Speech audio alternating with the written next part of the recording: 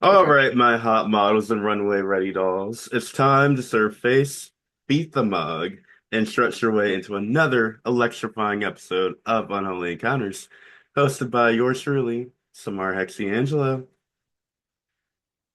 Now, tonight we have not only one of the close friends of mine, but we have a guest nothing short of legendary, a powerhouse, a showstopper, and a black diva who always commands every stage she's on.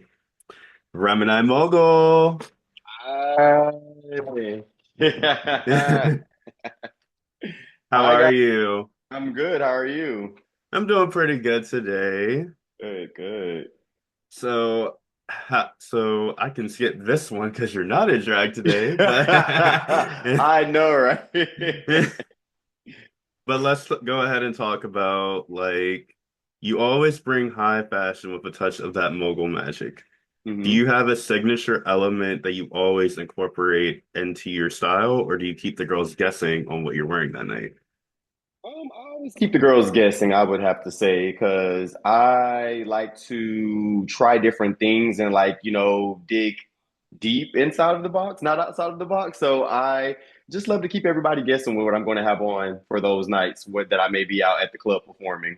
I know when I see your usual performance, whether it be at Treehouse or hmm Savoy, I'm just like, I never know what you're gonna wear, never know what you're gonna Yeah, perform, but you always yeah. turn out. Thank you, thank you.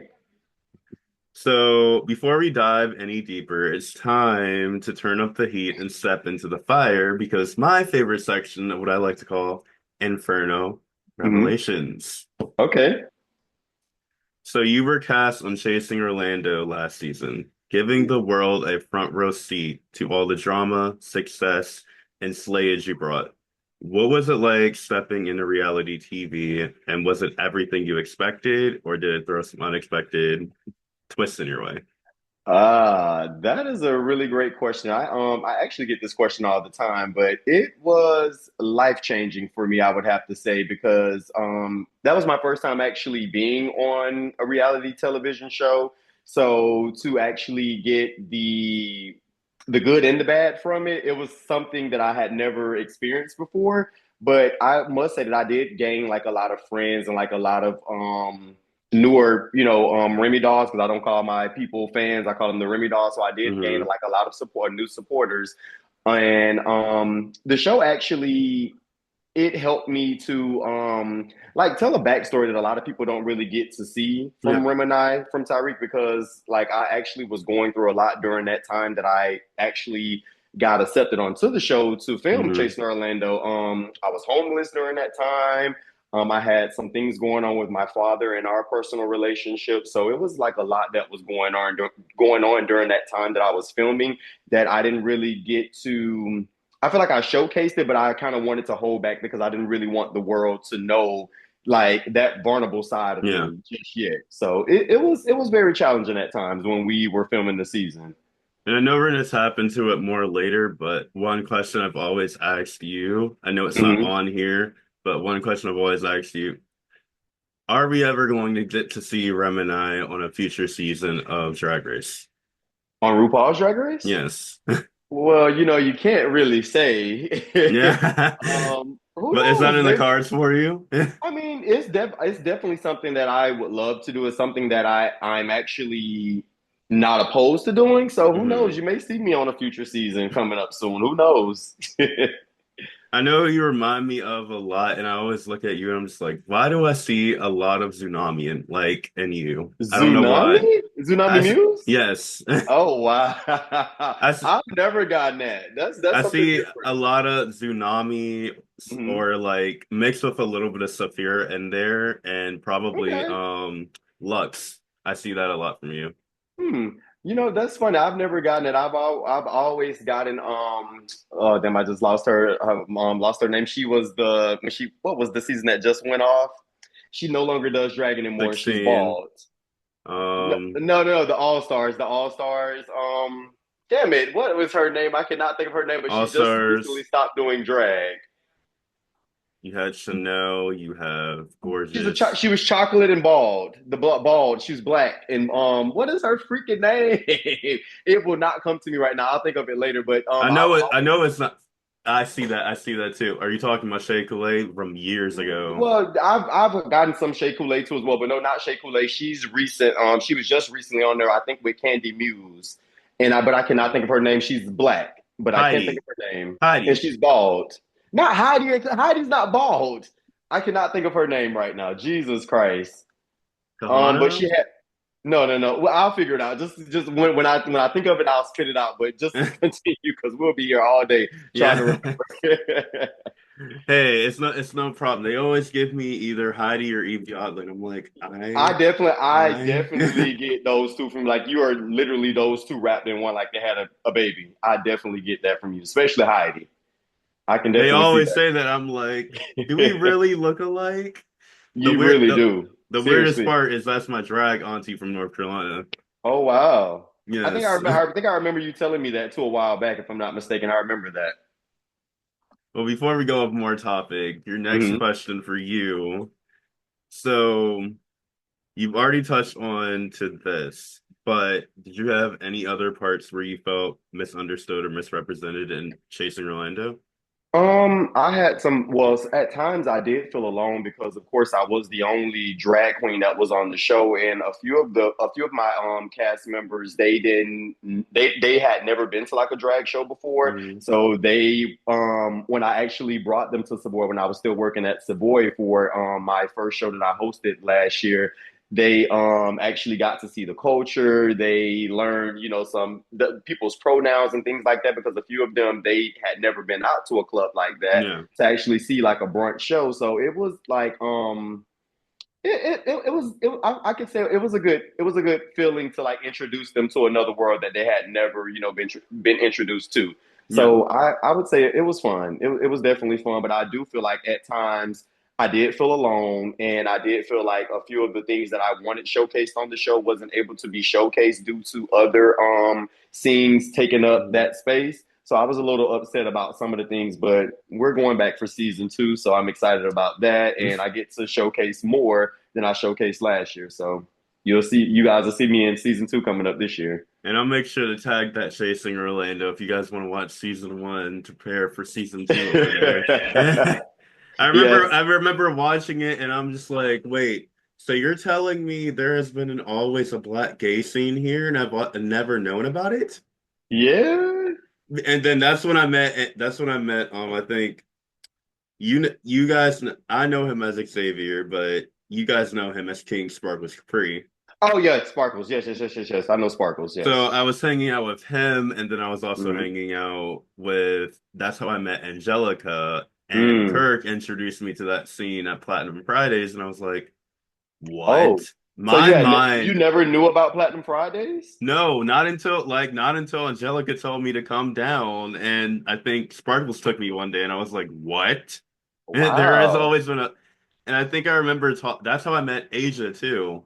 Asia Black. Yes, And you want to know a little fun fact, like a little backstory that when they used to have it downtown at was it Chill? No, I think it was called Irish Shannings during this time when it was hmm downtown Platinum Fridays.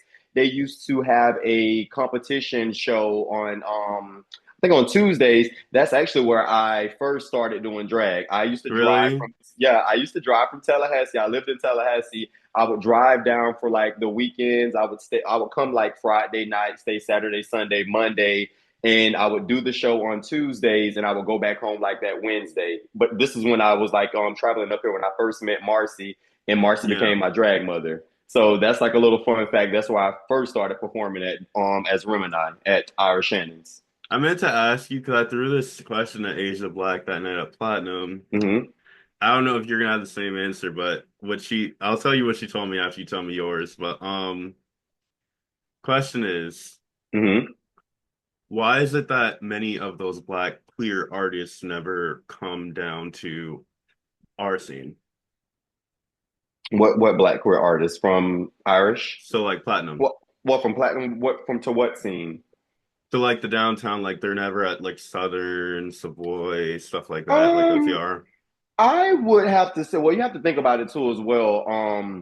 I don't know how this is going to come off, but a lot of those people that do go to Platinum Fridays, they're like older people, and some of them they how can I say this? Like they may not like the music that they're playing at Southern Nights. They may Hmm. not like the vibes that they're getting at Savoy Orlando. So as black people, you know, we rarely have that many spaces to like listen to R&B music, like Yeah, 90s R&B music, our type of music. So I feel like that's why like a lot of black people don't really go like I know a few of my friends and a few people that I know like Jamal, Alexis that are always at not Irish Shannon, but it's at always at Platinum Fridays. I yeah, know they go over to Southern Nights and Savoy sometimes, but you're not going to really see all of those people that you would normally see there at the other two yeah. bars because I just feel like it's some people don't really feel welcome there neither as well, and some people, like I said, I the think music. that's what Asia told me too. She was Yeah. like, but let's move on to your next question I have for you.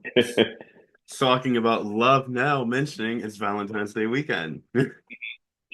So you've been in a relationship since 2023. Love is in the air and we love to see it. How's that been treating you? Is it hard balancing the glam, the gigs, and a personal life, or have you found that perfect rhythm?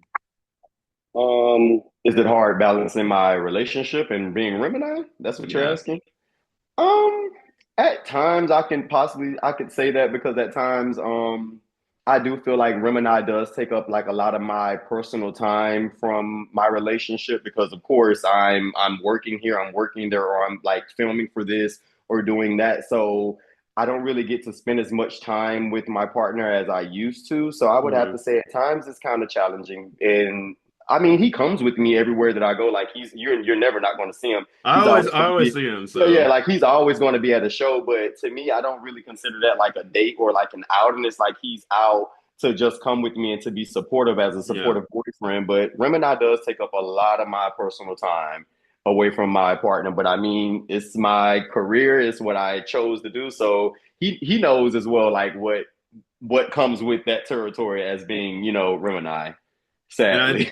yeah, I think that's with me too, is like, especially with Kendall having our own company, but he's more of a Tampa kind of person. He loves there more than Orlando, because as we just talked about how Orlando is. Yeah. Yeah, very much. But competing on Orlando Drag Race Live, not only that, but you also did All Stars versus Rookies. Yeah. So, what is it like competing in that format? Was it wild or was it the most intense moment for you during that experience? Oh, and I just thought about it. La La Ree. That's the one I was trying to say. La. I was trying to find. I was over here scrolling to look. La La I Ree. just heard about that. Like Lala Ree quit in drag, and I was like, Yeah, why? that's who it was. I was trying to say. I get compared to her a lot because of the personality and like the I can way see how. Yeah, that. but Chasing Orlando, not Chasing Orlando. I always Orlando get those Drag two. Race Live. Orlando Drag Race Live. Um, which one are we talking about? My first season, or are we talking about All Stars? So You want me to? let me repeat the question for you. Okay. So your time on Orlando Drag Race Live, All Stars versus Rookies. Hmm. Competing in a format like that must have been wild. What was the most intense moment for you during that experience? Ooh, my season of Orlando Drag Race Live was hectic. I personally named that season the lost season because, of course, I don't know if you know how it ended. It just immediately ended after I got eliminated that night, and everything just kind of went downhill. All of the girls started posting posts like we're not going to be a part of it anymore due to XYZ. But I would have to say the craziest night for me, well, the craziest moment for me would I felt like I was alone in that competition during that time Hmm.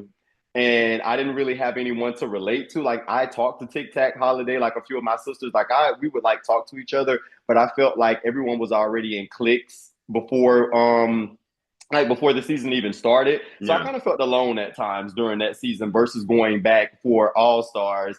I had like you know, all of my sisters were there. I had oh, shit. So it was so many of us on that season. It was what is her damn name? I can't think about think right now. Celine, I had Celine there. I had Dynasty there. Like all of us was there. Pat Divine Creative. Like those were people that I worked with and that I Hmm. actually have a relationship with. So for me going back for All Stars, it felt more like a sisterhood as it should feel. Even though it was still a Yes. competition, I felt like it was more of a sisterhood and like we all helped each other out and it was more fun this time around going back for Hmm. All Stars versus my original season. And I said that the entire time while we were filming and doing the show, well, doing All Stars. I said that the entire time I enjoyed you guys more than I enjoyed my personal season, and I will forever say that. Like it was just so Yeah, because different. I know you on your original season, you have powerhouse names on there. Yeah. Because as I'm looking, getting photos for you to look at for this game that's coming up, I'm just like, Hmm. wait, they were because I don't even like you said, it's lost. Like I don't even remember them having that season. Oh, that's why I call it the lost season. Like joke, like all jokes aside, you cannot like some of the lip syncs. When I the first lip sync, it was me and Georgia up in space. I'm not sure if Hmm. you know Georgia, but it was me and her at first. I've never found that. I don't know where that footage is at. They said they were going to release that lip sync. I have clips of it from like my friends and people in the audience, but Yeah, I have never seen that full on video. There's like a lot of stuff that you cannot find from that season. I don't know why. Like it's just lost unless you have friends that send you things or you find it somewhere on the internet. If you type in drag race or like Orlando's drag race, you may find like a few clips here or yeah. there, but you're not really going to find much from that season. Yeah, let's just say that went down the rails just like All Stars 1. Yeah. I don't know if you remember All Stars 1. Nobody remembers that season. Well, I wasn't first. I wasn't even living in Orlando. I didn't move to Orlando until like 2021, I think, around that time. So No, I was I talking didn't. about Drag Race All Stars Oh, 1. oh, so I thought you The were one talking that about Orlando's. Okay, okay, okay. I was trying Yeah. to compare the both. It was, I mean, I remember it because I'm a super fan of Drag Race, so I remember it. I just didn't care for like the team, like when they paired them up in teams. That was so stupid to me. That was the only thing I felt like they should not have done, and that season would have been golden if you ask me Yeah. personally. Yeah. I think like following that up, like Trixie says the only reason All Stars like the second one was good is because you had season 5 girls on there. Yeah. And those girls were brutal. Roxy Next. Andrews, Detox, like those Alaska taught us Alaska, competing. like all of those Katya, like those were icons, like people that we know and love, and that dominated the competition when they were on the show. Yeah. So that was just an amazing season to me. Season two was really good. Wasn't that the golden season with Hold on, no, are we talking? No, I'm thinking about three. Three was a good season too as well. Yes. Season three. Yeah, yeah, yeah. But two and three were my Then it started favorites. going up, but then everybody started being like, All Stars 9, do we really like this season because we want Yeah. girls to go home? And I'm like, and I'm like, last time y'all tried to do that, do y'all not remember what tried to happen to Roxy when with Michelle? Yeah. Yeah. It's But yeah. The but we're fans, the getting fans are toxic. The drag race fandom is very toxic. don't I know it because they always talk about it on like Roscoe's. 'Cause I always watch that every Yeah. Friday after my show. Oh wow. Okay. Cool. But let's continue because we're going way off topic now. Oh yeah. Sorry. No, we're good. This is what I like about interviews, is that like when I have it with friends, we're able to go off topic, but we still get back into it. Yeah. Okay, so so competing on Orlando Drag Race Live and being on Hmm. Chasing Orlando are two very different beasts. Which one challenged you the most and why? Ooh. That's a really great question. I feel like they both challenged me in different ways. Chasing Orlando prepared me if I ever am to compete on RuPaul's Drag Race. It challenged me to not read the comments and to not like, interact to everyone because you're Hmm. going to have people that may not like something that you're presenting or they may not like you or they may hate that you're going against their favorite. So I felt like Chasing Orlando prepared me for that aspect, Yeah. like to deal with social media, and also it prepared me to know how like reality TV works and how the Hmm. cameras work and how the producers are. Sometimes the producers may feed your cast members some information to try and get you out of character to make a scene. So I Yeah. feel like it prepared me for bigger reality TV when it comes to Chasing Orlando. And when it comes to Orlando's Drag Race Live, I would have to say it challenged my creativity. It pushed me outside of the box. It just really made me appreciate the art craft of Hmm. drag a little bit more, to challenge myself for these different runways, these different themes, these different challenges that we had to face Yeah. every other week. And like I tell everybody, it's so fun, but it's very time consuming and it's very like it's rewarding at the same time. Like it can be tiring, but it can be rewarding because like when you look back at the season and you see all the things that you created, the performances, like the passion that you put into it, Hmm. it means the world to you when you look back at it and see like, damn, I did that. Like, you know, I was the one that created that. I was the one that produced that. So they both gave me different creative outlets and, you know, Yeah. ways to deal with different things throughout life. I would have to say that. And I think it also sets up something for you, which I'm gonna Uh-huh. not I'm trying to think of the word promote out there, Yeah, promote. which is also thanks to Katana, you now have pit stop with Oh Orlando Drag Race Live. yeah, yeah, and I'm happy about that. Thank God my hand is healed because I was like, oh my God, it's going to start. I thought it was going to start last month, but of course we know everything that happened. So Yes. I'm kind of happy at the same time, but not happy that that happened. But I'm happy that it was postponed so that I can be more healthier and my health and everything is back the way that it should be. So I'm definitely excited about being the pit stop host for Orlando Drag Race Live this season. And I mean, as I like talk to the girls, because I know the some of the girls that I know that I'm friends with, like such as Jordan, Kalia, Cinch, Annie, on Yeah. cast, and they're like they've always told me the same answer. It gives them more time to prepare. It does. Like it honestly, if you ever do the competition, anytime that Katana tells you you have more time, don't complain. Take it as a blessing because Yeah. you can there's going to be more time for you to work on that outfit, more time for you to work on that production. It just it makes you relieved, like, oh my God, okay, I got a little bit more time. Because some of us we were getting things done like the week of, or like some of Hmm. us the day of because of our work schedules. I know me personally, I work with kids that have disabilities, so Yeah. I was working for 12-hour shifts and having to rush home, do makeup really quick, pack all of my things, make sure my garments are in the bag to Hmm. transport to Southern Nights to get ready for the show, running off like 2 or 3 hours of sleep. So hey, that's why I said take that extra time as a blessing. I think well, hopefully, but I've been talking with Kendall, mentioning because you're following it up with you. I'm gonna try to do that next like year, You next said season. Kendall. Kendall, like Kendall Angela, my Oh, boyfriend. okay, okay, okay, okay, okay, okay, okay, okay. I thought you were talking about like Kendall that was just competing on the season with me. I'm like, what you talking to Kendall for? No, no, I'm talking about Yeah, like Kendall. gotcha, gotcha, gotcha, gotcha. But yeah, I'm gonna try to do that probably next year and then You should. probably do because the competition I'm waiting for, I just put myself Hmm. in for is Mikey's competition, the gig, but Mm. I'm like crossing fingers, hopefully I get in. A lot of people have sent me that link. I actually, I a lot of people asked me. They told me that I should do it. I'm actually thinking about doing. I know one of my dear friends, they're doing it. So I don't know. I may do it just for like a friendly competition against her, just for fun. But who knows? I haven't like submitted anything yet for it, but I am thinking about doing it too as well. If you do, we'll be there together. Right. But I know how Mikey told me, she's like, think of Drag Race, but can you film me everything? And I'm like, oh God. Oh Definitely. God. I mean, but it's fun though. It gets you prepared, and that's why I tell people like it. But Chase, both of those shows got me prepared for if I am to go into RuPaul's Drag Race. Like, Yeah. think of it that way. It's really good, especially if you want to go in the route of reality TV. If you want to be a reality TV star, you have to be used to that and adjust it to it. And I think that's why I wanted to ask you the question I just asked you was support advice given right there. Yes, yes, of course, of course. I always tell you, like, if you guys, I've always been the person. If anybody needs any help or any like some, I've even given Kalia like some of my older costumes and stuff like that. I'm always here to help people. If you need help with makeup, if you need help with pads or just anything, like reach out. If I have the tools to help or to Hmm. assist, I'm going to do it. I've never been that person like, no, I'm not helping you out. Do it on your own. Figure it out.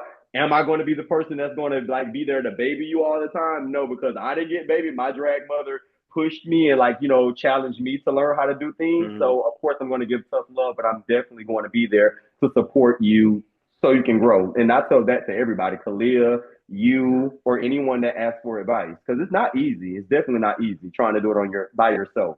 And I think that before I go on the next question, I think that's also the reason of why I love you so much and why you're one of my close friends because you're always there whenever I need it. So, but let's go on. So you've been in the game for a while and have cemented yourself as a powerhouse. What's one lesson you've learned from Orlando Drag Race Live and also chasing Orlando that you would pass down to upcoming queens? Huh.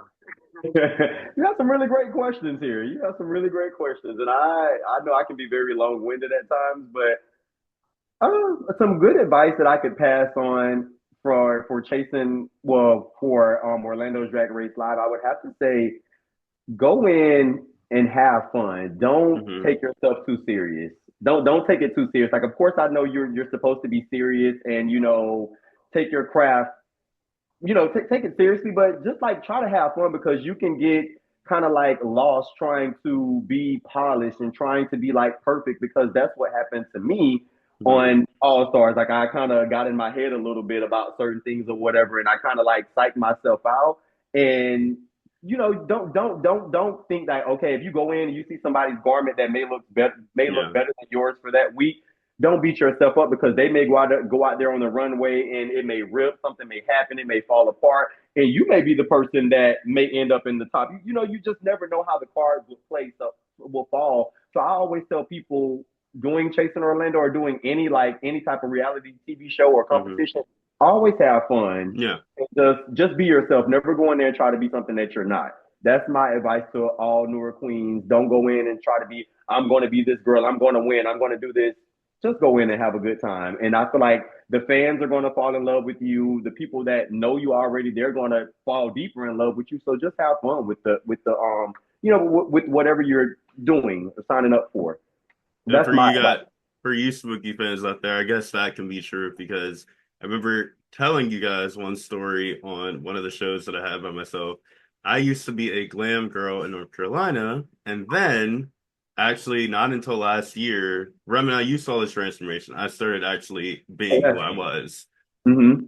Yeah, so just like I said, just have fun and don't let someone tell you who to be. I had people tell me that as well in the beginning of my drag career that, oh, you can't be this type of way, or you need to be this way, or you need to be this way. Some of us are dancers, some of us are Hmm. not dancers. Some of us can emote music, some of us can emote music. Some of us want to be glamour girls, some of us want to be spooky girls. Yeah. There's so many forms of drag. Have fun. It's a creative outlet. I tell everybody that. Just have fun with it. Hmm.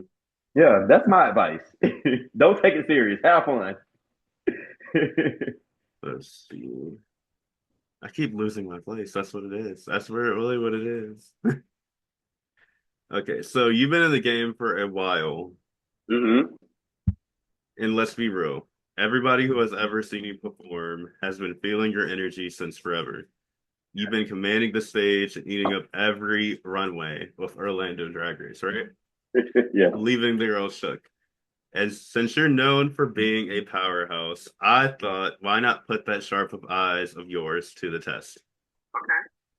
It's time for a little game where we get to do what you do best, critique some of the most iconic or infamous runway moments from Orlando Drag Race Live. Wow. Mine or other of my cast members from the season. They're from your seasons, but they're not yours. Oh wow. Yeah. So you've seen them, you know them, and now we want your unfiltered thoughts. But before we do that, Okay. I'm gonna have us take a little 5 minute break.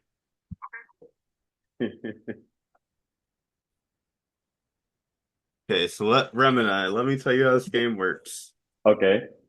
So I'm gonna pull up some past runway moments from Orlando Drag Race Live from the seasons you were on, and you get to decide was it a slay, meaning they turned the look, served the fantasy, and left no crumbs, or do they need to sashay, meaning girl, they tried it, but it's not giving it what it needed to be given. Gotcha. Are you ready to spill the tea and serve the critiques? Well, let's start with this one. Tic Tac, when I saw this look in the back, I gagged because I'm like, she made this is really out of IKEA bags. This is an absolute slay for me. I think that she possibly had, if not the best, probably one of the best looks that night. So it's definitely a slay for me, a heavy slay. A slay. This one. Oh, I love this. This was cute. This was in Peru. I think this was the night that we had to do jungle. I think it was jungle theme or something like that. I can't remember the Hmm. runway theme, but it was a slay for me. It was definitely a slay. If you see it in person, it eats down. So definitely a slay. I think when I first pulled up this outfit, I'm just like, do you still know Peru so I can have this outfit over here? Or can I have Yeah, a Samara copy? Yeah. yeah, yeah. I love Peru. Like I still talk to her to this day. Well, this one. It was high camp for me. This is Allegra. Me and Allegra kind of had like some issues on my season. We didn't click well, but Mhm. that's in the past. I honestly think it was cute. It wasn't my personal favorite, but it was cute. It was definitely cute for the club kid runway. But yeah, I'll say a soft tooth, a soft slay, The soft sleigh. There we a soft go. slay. One of my favorite girls. I like it personally. It's funny because I did this as well on my season. I did the Medea Chella Yes. for the Snatch Game week. I liked it. It was cute. The boots are not, something that Beyonce. They're not what Beyonce had on, but it's definitely a toot. I like it. She get a toot for me. So we're gonna give this a sleigh. Yeah, a slay. I'm talking about a two. I'm thinking like I'm Raven. Okay, so think when you think toot or boot, think more of like toot Slay or means Shantae. sleigh and then it's Yeah. sachet. Okay, so this is a Shantae, a slay. This one. This is Kendall. It went with the video. I think this was Night of a Thousand Beyonces. I enjoyed it. It was cute. I'll give it a slay. Hmm. Yeah. This one. This is divine. This was from the Garbage Bag Couture. I think this was the second week, if I'm not mistaken, of All Stars versus Rookie. I actually like this. If you were there in person, the way that he presented it on the runway, walking down the aisle, and the way that the trash bags flowed, I honestly think that this was a Shantae. It was a slay, It was a sleigh. definitely. Tina? Athena, I forgot what this look was for. Well, I can't remember what this look was for. I'm gonna give this Wasn't this your guys' circus like or freak show one of them? I think I was um there that night. I think it was like because I remember Victoria doing a clown kind of look slash Celine. probably was the Circus Berserkers. I love Athena. I love her down, and she know I love her. But me personally, I don't really care. I love her, but I don't care for this for it to be Circus Berserkers. I know that she's like a ringmaster, but to me, it's not my favorite, but it's not the worst. It's Hmm. not horrible. So I'll probably give it a sachet. I'll give it a sachet. Just me personally, but I love her. I love her down. Now, this is no shade to her. I love her down, but me, I would have done something a little bit more like extravagant and outside of the box. My look for this night was a clown look that I did, an evil clown. So that was mine. But yeah, I give it a shot, a sachet. Sashay right there for Yeah, Athena. sachet. This one. My other girl Victoria, that I love. this is my girl. I love Victoria down. This to see this in person backstage, this ate. I would definitely give her a slay. She ate this down. It was really cute, like the feathers and everything, and the way that she presented it on stage and modeled Hmm. it. It was really nice. So it's definitely a slay for me. Got two more looks for you. Okay. This one. You know exactly who this is, and I love her for it too. Hi, this is my sister, Juno. I love this look. I really love this look. We joked about it backstage that night, that entire night, because the roaches and everything. She was like, she stole my roaches from the trash bag look and put it on her thing. Yes. Like it was a joke. She didn't really do it, but to me, this was a slay. It was cute. I think that the performance could have been better, but the outfit in itself, it was an absolute slay. And I Hmm. think that Montana, he made this for her. He's a really great artist, a designer too. So this is a definite slay for me. I loved it. Got one of my favorite girls coming up for you. One of the looks that I actually love that she did. It's this one. Oh, Addie, yes, that's my bitch. I love Addie. If you love Mean Girls and you know Mean Girls, Addie turned this out. The burn book, that was cute. The I way think that this she was for the roast night, wasn't it? Yeah, it was for the roast night, and she actually, I think, had all of our names and stuff wrote inside of the book with her jokes. So to me, it was a slay. It was a slay. I enjoyed Yes. it. It definitely was a slay. So I gave everybody a slay except for Athena. Please don't kill me. Don't choke me. Don't kill me if you see this. I love you. That's nothing but love. Athena's been doing like a lot in the drag scene. I love what she comes up with. I love Athena. We just recently worked together out at the Twisted Rooster a couple months back. She's such a joy to work with, and she's very sweet and humble. She's one of my favorite entertainers here in Orlando. Hmm. Definitely. So that has been Slay or Sashay. All right, Remini. Need Okay. you to take my hand and come with me through time. We're about to journey into the depths of history, unlocking the stories, the moments that made you the icon you are today. Well, the girls don't like that word. They said that's a big word right now. So don't say icon in the making. That's what I just say that. I wouldn't say icon just yet. Icon in the making. Well, let me say icon in the making. I'll take This is that. what I like to call the underworld portals. Okay. Through these portals, we're going to go back to the beginning to the little star that was destined to shine. Okay, here we are. You should picture this. Tiny toddler, vibing to R&B music, already feeling the rhythm. So tell me, what were you like as a kid? And what was it like growing up in Quincy, Florida? Were you always drawn to the spotlight? I was definitely always drawn to the spotlight. Anybody can tell you that went to school with me would always say that I was very unique. I was very different, and I always like I always like went against like the norm. I was always myself. Like in school we had to wear uniforms. I would be the Mhm. one that would like dress up my uniform with something that I'm not even supposed to have on it or alter it to look more fashionable, and I would get in trouble for it. But I definitely was a kid that was always drawn to the spotlight.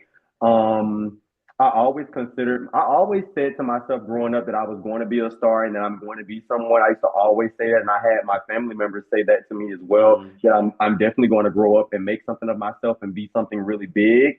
And I feel like now with creating Remini definitely gave me that she gave me that escape away from the real world at times, because at times like when the world was with COVID and everything that was going on with like people losing their jobs and stuff, that was during the time that I actually created Remini, and I felt more alive, and I just felt more like what's the word I'm looking for? I just felt more ambitious like when Yeah. I became Remini. Like I felt like I could do anything. So I always tell people that she's definitely an escape for me. She makes me happy. She makes me feel fearless. Sometimes I feel like I can do things as Remini that I wouldn't be able to do as Tyreek. Hmm. So yeah, growing up in Quincy, I mean, it was a small country town, of course, so a lot of things weren't really accepted there. We Yeah. didn't really have that many open gay guys or that many open gay people. And like, coming from a small town like that where it's like Christian and they're really big on like, Christianity and God and everything like that, it was kind of hard at times to be out and be flamboyant and be like my authentic self. Like sometimes I feel like I had to hide it from certain family members, and certain family members I couldn't be myself around. So it was Hmm. kind of hard growing up in a small country town. And when I moved to Tallahassee after I graduated from high school, I felt like that's when I became a little bit more out and open and more accepting to like just being who I naturally am. And when I moved to Hmm. Orlando, it just took off from there. I feel like I just became like this just out loud proud and just happy to just be who I am. So So we talk about the campus of Tallahassee State College, right? What was that chapter like for you? And did you already have dreams of performing back then, or were you already on a different path? the performing back then, I was trying to actually get on at this club in Tallahassee that's called 926. Is actually still there. It's our only gay bar that we have in Tallahassee. I was trying to get on cast there to actually do my first show before I came here to Orlando and did Mhm. the Twisted Tuesdays and everything like that. But it was definitely hard trying to get somewhere there to perform with it already being a certain amount of people that were already on cast there. They only had certain nights that they will allow Yeah. people to come and perform. So it was hard trying to, find a place to express myself and show my creativity and talents. But going to Tallahassee Community College, I met a lot of people there. I networked with a lot of people actually that live from different areas that came from, bigger cities, telling me like, if you go to bigger cities, you'll be a little bit more accepted. They'll, Hmm. they'll cherish and they'll accept what you have to present versus like little small towns and areas like this. Hmm. So I feel like I learned a lot being there in Tallahassee and, being in early grad school with all my friends and everybody that I met from all over. Well, if we step into that new era, your Orlando era, because I never heard this story. As I'm doing my research, I never heard this story, how you got into Orlando. But my question is, when did you first arrive in Orlando, and what was it like moving here and stepping into the drag scene? Did you feel welcomed right away, or did it take some time to make your mark? That's a good one because when I first got here, of course, Marcy Mogul was my drag mom. Well, she is my drag mom still to this day. I feel like I was accepted because I was in circles that I feel like someone that's new like me, it would take them years to like actually run in these circles with these people and actually interact with these people. Like when I Hmm. first moved here, I met Tashay, I met Angelica, I was with Darcel, I was with Fantasia Royale, Gaga. Like I was with all of these people, Giselle, Barbie Royale, like people that, younger kids, that younger gay kids that like are entertainers that live here in Orlando. It took them Hmm. years to like, have conversations with them and to actually be in rooms with them that early. So I feel like when I got here, thanks to my drag mom, Marcy actually introduced me to like a lot of people and I feel like I networked with a lot of people. And when people got to know me personally and know my like my personality and everything like that, I feel like I instantly clicked with a lot of people. And at first, when I ventured out on my own, not from not only well to not perform only at Platinum Fridays, when I ventured out to go to like Southern Nights and to go to Savoy Orlando, at first it was very challenging for me because Hmm. places where they already had cliques. Like, you had the Cavallis, you had the Andrews, you had, the Sanchez, you had all these different houses and Yeah. different cliques that already dominated the Orlando scene. So being a new person from a small country town, moving here, yes, I have a powerhouse mother that's known all throughout Central Florida, Marcy Mogul, but nobody knows Remini. They just know, oh, that's Marcy's child. That's Marcy Mogul's daughter. I Hmm. had to make a name for myself, and I feel like once I started to venture out to Savoy and Southern Nights and all of these other surrounding places, that's when I created my own. But that's when I created my own path, and I became Remini Mogul, not just Yeah. Marcy Mogul's daughter. So I feel like at first it was hard for me. I did have like a lot of challenges with a lot of the girls. One person like me, I always say this joke, like we're really good now, but me and Cara Cavalli, like me and her, we didn't really like care for each other when I first moved here because we got into like a little, argument altercation with each other about something that happened when I first moved here, about me going like trying to go into the dressing room and stuff like that. But now me and Yeah. her are actually like really, really cool. We're good. We laugh and joke about it to this day. But when I first moved here, it was kind of challenging at first for me with some of the girls, like trying to make my way into their spaces to showcase who I was. But now I feel like I'm accepted, and I can say it's everything that I actually hope for now, Hmm. being in this day and time versus from when I first moved here. And I think to follow up with you with that one, I'm gonna have to say, yeah, coming up because I was only supposed to be down here for originally for the Disney College program. For those of you that don't know, I know I told you. Did I? Did I tell you that? I think you told me a while ago. This is Yeah. like a while back. Yeah. So yeah, I was Disney College program. Then I went to go work for Disney before I went back to college for my senior year. Luckily, I was still taking classes online. But other than that, like I was telling you earlier, when I started to doing Club Kid Explosion, what Katana had, Hunger Games, then this is why I always thank Katana and give her flowers because without her, Tree wouldn't have picked me up. And I've always treated like I've told Tree this. I'm like, I know she's not ready to have like children, but I've always seen her as my bigger sister or like a kind of a mom figure that helped me to get my mark into Orlando. I always say that about Tree. Tree is a very Me and her, I always make fun. Like me and her, I always call each other. Now I'm not going to say it on here because I don't want to offend anybody. But we always call it. You know what she say. But like we make fun of each other. But Tree is a very sweet and humble person, and I always tell her and Katana that they have really given a lot of people a lot of like they've given people so many platforms to showcase their talents. And I always have to like beat it into Tree's head. Like, girl, you are enough. You are good. Like you don't know like how many people you have inspired and have helped to create them and mold them into the entertainer that they are Hmm. today. I always have to tell Tree that when she has like her little moments. But yeah, of course, like they've really given a lot of people their starts here in Orlando, definitely. And Angelica Sanchez too as well. They definitely have. Yeah, I always that's compare why the I will talent. always say to Shuri, I'm like, yeah, coincidentally, I don't know how, but over the years since she became my sister, yeah, we're fucking best friends because and let me guess, she's texting me right now. Oh, See, yeah, I see, just worked with her Shuri's last out there night. listening.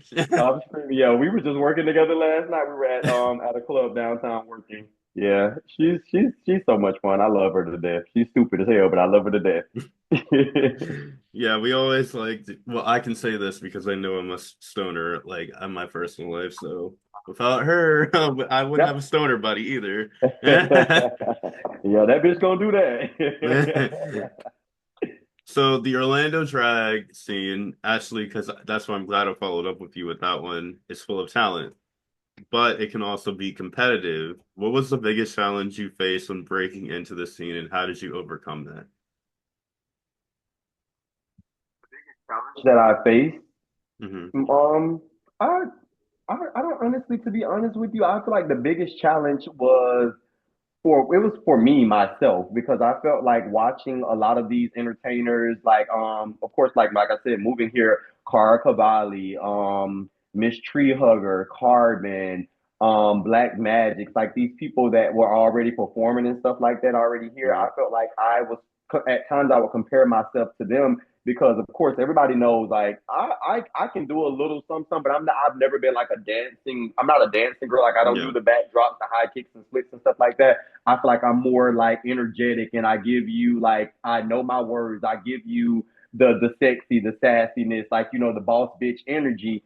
And I felt like at times I used to compare myself and I would be like, damn, I really wish I could dance like this. I wish I could do this. I wish I could do that. And I used to beat myself up and feel like I wasn't good enough to be an entertainer here in Orlando and that I would Hmm. never live up to these other people. And I used to compare myself to my mother too, as well, to Marcy, because we all know that Marcy's a powerhouse, performer. But as time went on and I like, learned myself as an entertainer and appreciated what I present and what I showcase through my drag, that's when I learned to love myself. So my biggest challenge, I would have to say, was me accepting myself and the entertainer that I grew into. And Hmm. I love everything about Remini. I love myself down when it comes to like my drag. I don't compare myself to people anymore. I love what I present and the crowd love it too as well. So my biggest challenge was me accepting myself and to stop comparing myself to other entertainers here in Orlando. Speaking of making your mark, let's talk about the moment Remini Mogul was born. How did you first get into drag? Was there a single moment that made you say, that's what I'm meant to do? I want to go back a little bit. I always tell people this story. So the first time, well, I used to, as a kid growing up in Quincy, I used to sneak and watch RuPaul's Drag Race. I didn't know what RuPaul's Drag Race was, Hmm. and I stumbled across season two, and I will never forget it. I tell this story every day. Well, like anytime anybody will ask me, like, how did you start, like stumble across drag? How did you learn about drag? It was season two. I can't remember what episode, but I know it was the wedding episode where they had to dress up in wedding dresses and they had to pose as a boy and as themselves, like Yes. in the gown. That was the first episode that I had ever watched the RuPaul's Drag Race, and I was like, wow, I didn't know that men like we could dress up like this and actually be beautiful as a woman and also be handsome as a guy too as well. So I feel like that right there inspired Remini that let me know that okay, you can do this too as well when you get older. You can be a drag queen too as well. You can be on this show as well when you get older. But I first got into drag back in 2021 during COVID, and I went out to the club 926. that was my first time ever in drag. So I would say, but I didn't perform. I just went out with my cousins. We hung out, had a good time. I took pictures, videos, and everything like that. But I feel like that was the day that Remini actually was born, when I went out in drag and everybody saw me. They're like, "Oh my god!" Like people didn't think that I would dress up and do that. So like my dad and my mom, they were a little shocked when they saw it, like the pictures and everything on Yeah. social media. But they just said it's my life, so you live it how you want to live it, and they were accepting of it. Like at first, my mom wasn't, and my dad kind of was like a little iffy about it too. But as time went on, they both like started to get with it, and they started Hmm. to like it once I got better and progressed. So it was challenging at times, but that's how Remini was born. I stumbled across RuPaul's Drag Race, and then fast forward years later, I actually played in drag and went out during COVID, and that's how Remini was born. And here we are today. And we have a powerhouse staple icon right Yeah. there. So every performer has their first time in drag story. Can you tell us what, I know we talked about you getting into full drag, but what was it like stepping onto that stage? What was your first song? Ooh, my first time performing was, like I said, when I used to drive here from Tallahassee to Orlando for to Irish Shannings.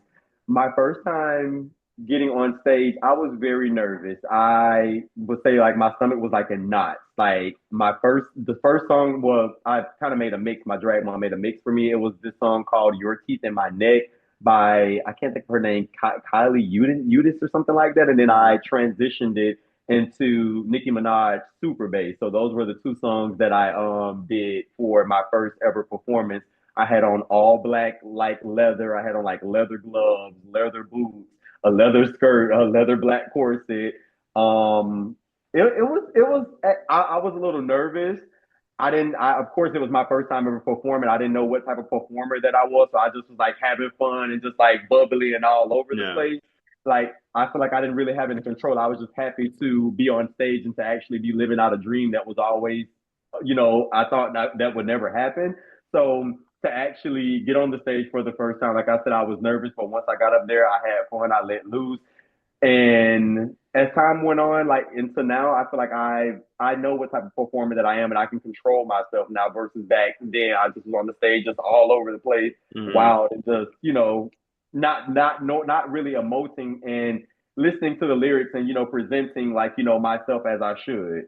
So it was a little nerve wracking when I first got on that stage, but now we got it under control. We know how to make it pop and work. I think it can be for like any girl though, because I remember I needed just tequila just to get on fucking stage because Oh, I don't know what it is, but Remina, do you still have that thing today? Because I still have it where I have to basically I start hyperventilating, then I have to like yeah, heavy breaths, and then um, I think once I close my eyes before once the song is starting, then I'm like Samara zone. Age is not there anymore. I'm not gonna lie to you. The last time I actually felt that way was when I did Wicked, the Wicked brunch. Like I think at the beginning of was no, it was last year when I did the Wicked brunch when I dressed up as Elphaba. I was like, it was damn near over like 500 people there in that building. That was the biggest brunch that I had Mm. ever did. That in front of that many people. So I was like, oh my god, oh my god, oh my god, oh my god. But I wasn't like hyperventilating or anything. I was just like overthinking, like, what if you mess up your words? What if you stumble? What if this happens? What if that happens? So like I was kind of in my head. But as soon as when I turn it still to this day, like I get in my head, I overthink a lot at new places. But I feel like once I turn that corner or once I hit that stage, it just leaves me and I just become that like I said, Remini is like a boss bitch. Like she's like, okay, bitch, I command the stage. So Yeah. I turn into that diva quickly, and all of that like self doubt and all of that overthinking and all of that like anxiety leaves my body. So I yeah, think that's what I happens used to to do me that. as well. So I'm glad somebody else can relate. Yeah, I think I definitely when I used to do hear from that. like the other girls, they're just like, no, I just go out and perform. Like, No, no, people they're lying to you. We all everybody I don't care what nobody says. Even Beyonce says it, and Beyonce is like one of the most like come on most famous people in the world that yes, performs in front of millions and billions of people. She even says that she's nervous before she goes on stage, but once she hits it, it's like you're okay. I'm home. I'm here. Let's go. Let's do yeah. it. Everybody's nervous. Don't let anybody lie to you and tell you that they're not nervous. We all are. So now coming into your own is one thing, but coming out is a whole journey in itself. What was it like coming out to your family? Were they supportive or did it take time for them to understand who you are? Time for my parent because yeah, of course, like of course, it's already hard to let your to come out as gay. I'm a gay male. I'm black. I'm living in America. You already know that's already like a bunch of like Hmm. targets on my back already. So having to let your family know too as well that you are a drag queen or you like to dress and drag. A lot of my family members thought that I wanted to transition or I wanted to like, I didn't want to be a boy. Like they just had like so many different questions. Like, did somebody touch like did anything happen to you? Like a lot of my friends, like, were you raped? Like, did anybody molest you growing up? So people wanted to know what made me and it's weird because like how can you say something made a person gay? I honestly feel like we are born that way. Like if you like Yeah. what you like I'm not gonna hold you. I did like when I was growing up, I did have a crush on a girl, but at the same time, I also liked the boys too as well. So I Hmm. I never knew like, okay, is this wrong? Am I not supposed to like boys? Am I only supposed like am I not supposed to like this or like that? So it was kind of challenging at times growing up with my family members because I was a flamboyant growing up. Like I told you earlier, I would alter my uniforms at school. I would do things that I shouldn't be doing or wearing to school Hmm. sometimes. So it was very challenging. At first, my mom was my both of my parents were. My dad says that he wasn't, but my dad kind of secretly he didn't like it at first, but he Yeah. was a little bit more accepting on social media than my mother was. I feel like my mother was more accepting around like the family, and I feel like my dad was only doing it on social media, Hmm. like for I'm not sure if it was for like the reactions or like to get like respect or anything like that. So at times I kind of felt like I never knew like the what how to feel like growing up around my family. Like I have a few of my family members now that I would never like say that I do drag to. Like I have my Hmm. godmother. My godmother doesn't even. I don't think that she knows I'm gay. I mean, she should, and I don't think that she knows that I do drag. Or like a lot of my family members, I still haven't told them yet. But I'm pretty sure they've seen it on social media. But I think it I think that's for me, like as yeah, like well coming into that because I never told my dad's side 'cause I was never close with them, but I've told my yeah. like mom's side of the family members I hung out with. But I'm just like, y'all would have to know by now if y'all were on social media. You have to like. There's no way if you like. Come on, like social media, and especially if you're tagging people, their friends are going to see, and their friends are going to see. Like I at this point, that's why I said I just live for myself now. We're old enough to just be happy and not Hmm. worry about if we're going to be accepted or not. And that's what I've come to like learn. I'm only 27 years old. Like I'm not that old, but I've just come to learn that you're either going to love me for who I am or you're not. Yeah. So I'm at that point in my life with relate like even with relationships and stuff because before I got with Jose, I kind of was in a long distance. Well, I wasn't in a long distance relationship, but I was like in a relationship with my partner for 6 years, and we kind of like stopped talking to each other because I felt like he wanted me to be a certain type of way, and then it just was like a lot. Like some people they don't accept you as a drag queen because a lot of guys they don't want you to be flamboyant or they don't want you to dress as a girl. I So used like to get that same thing yeah, all the time. Whenever I used to I tell them in drag, they used to be like, "Nope, done." Yeah. yeah, I had that like a lot like a lot of people was of course they're attracted to Tyreek, but once they found out about Remini, like a lot of guys were kind of like iffy about it. They'll date me. I even had a guy ghost me when I first moved here. I was dating someone and Hmm. he came out to the club, he tipped me, he talked to me in drag, he even gave me money like for a costume or whatever, like because I said I wanted this costume. He gave me money for a costume and a couple days later like as weeks went on or whatever, he just ghosted me, and it was very weird. So yeah, and it was all because I did drag. It was just really weird. So you're gonna have those people that accept you, and you're gonna have those people that don't accept you. Can I just give the shout out to supportive boyfriends over here for me and you? Eh? Eh? Eh? It's hard to find them. It's really hard Yes. to find. Okay, so before I step into Marcy, I gotta ask you this question. Who were some of the queens that inspired you when you first started drag? Were there any performers, local or mainstream, that made you say, that's the kind of queen I want to be? Um, Ew. Well, of course, before Marcia, but of course I love Marcia. That's my drag mother. She is one person that inspired me and kind of like, guided me on how to do makeup and how to present myself with padding and everything Hmm. that you need to be a drag queen. So I definitely always give her flowers and say that if it wasn't for her, I wouldn't, know half of the skills and know some of the things that I need to know as a performer. But I would have to say mainstream girls. There's like a few of them. Like I said, I love Lala Ree. She's one person that I look up to. I love Shea Coulee. I love Shangela. Like all of the black, like Tyra Sanchez, even though she doesn't go by that anymore. James. These are people that I grew up watching. And I was like, you know what? They inspire me. I want to be like them so much. So, and actually seeing Tyra, like I said, that's the first season of Drag Race that I Yeah. watched. Actually seeing her win, I was like a little black boy, like a black person like me, a black guy like me, just won. If they can do it, I can do it too. Hmm. And she definitely was someone that I looked up to, and I just loved like her sassiness and the way how she was and untucked and the way that she carried herself on the stage and in the challenges. She's definitely one of my idols, even though she doesn't do drag anymore. But she will always be one of my idols that Yes. inspired Remini.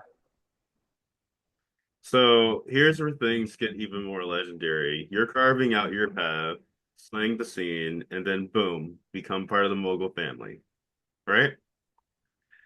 How does Marcy meet you, and how does like that happen? What was it like finding your drag family and being a mogul shape you as an entertainer? This is funny because it's like you would. It's funny.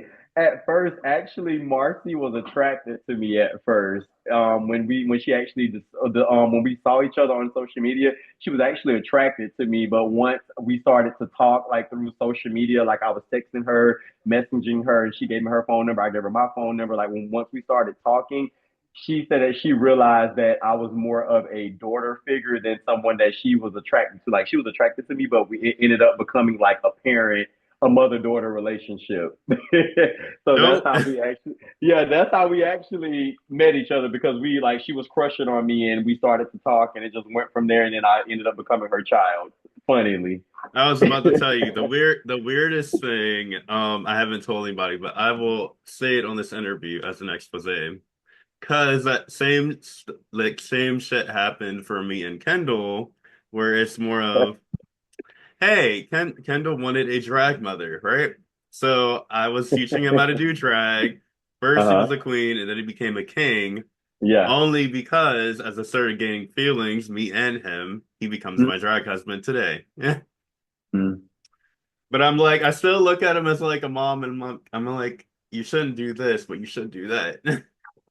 So funny because now that's how I am with Jose because of course you know that Jose is actually about to he's doing drag now. He's in his early stages and I'm helping him with makeup and the pads. He actually has his first show next month at Southern Night. So I'm excited about that. And I feel like a drag mom to him, even though his drag mother is Michelle Royale Sherrington. But I still feel like his drag mother, even though he's my boyfriend, because I'm teaching him how to do this and how to pad correctly and how to tuck correctly and Yes. just the different things that you would have to teach a child like your drag child. So it's funny to have to teach your boyfriend, but also feel like a mother figure at the same time. He has his It's weird. first show coming up soon. Yes, next month. Text me about it. I gotta come. Before Latin night. It's gonna be on Monday. So yeah, he's gonna do his first show next month. I'll see what I'm doing that night, see if I can make time. I recorded. It's gonna be on. So I'll post it on social media. I'm pretty sure he's gonna post it too as well. Yeah.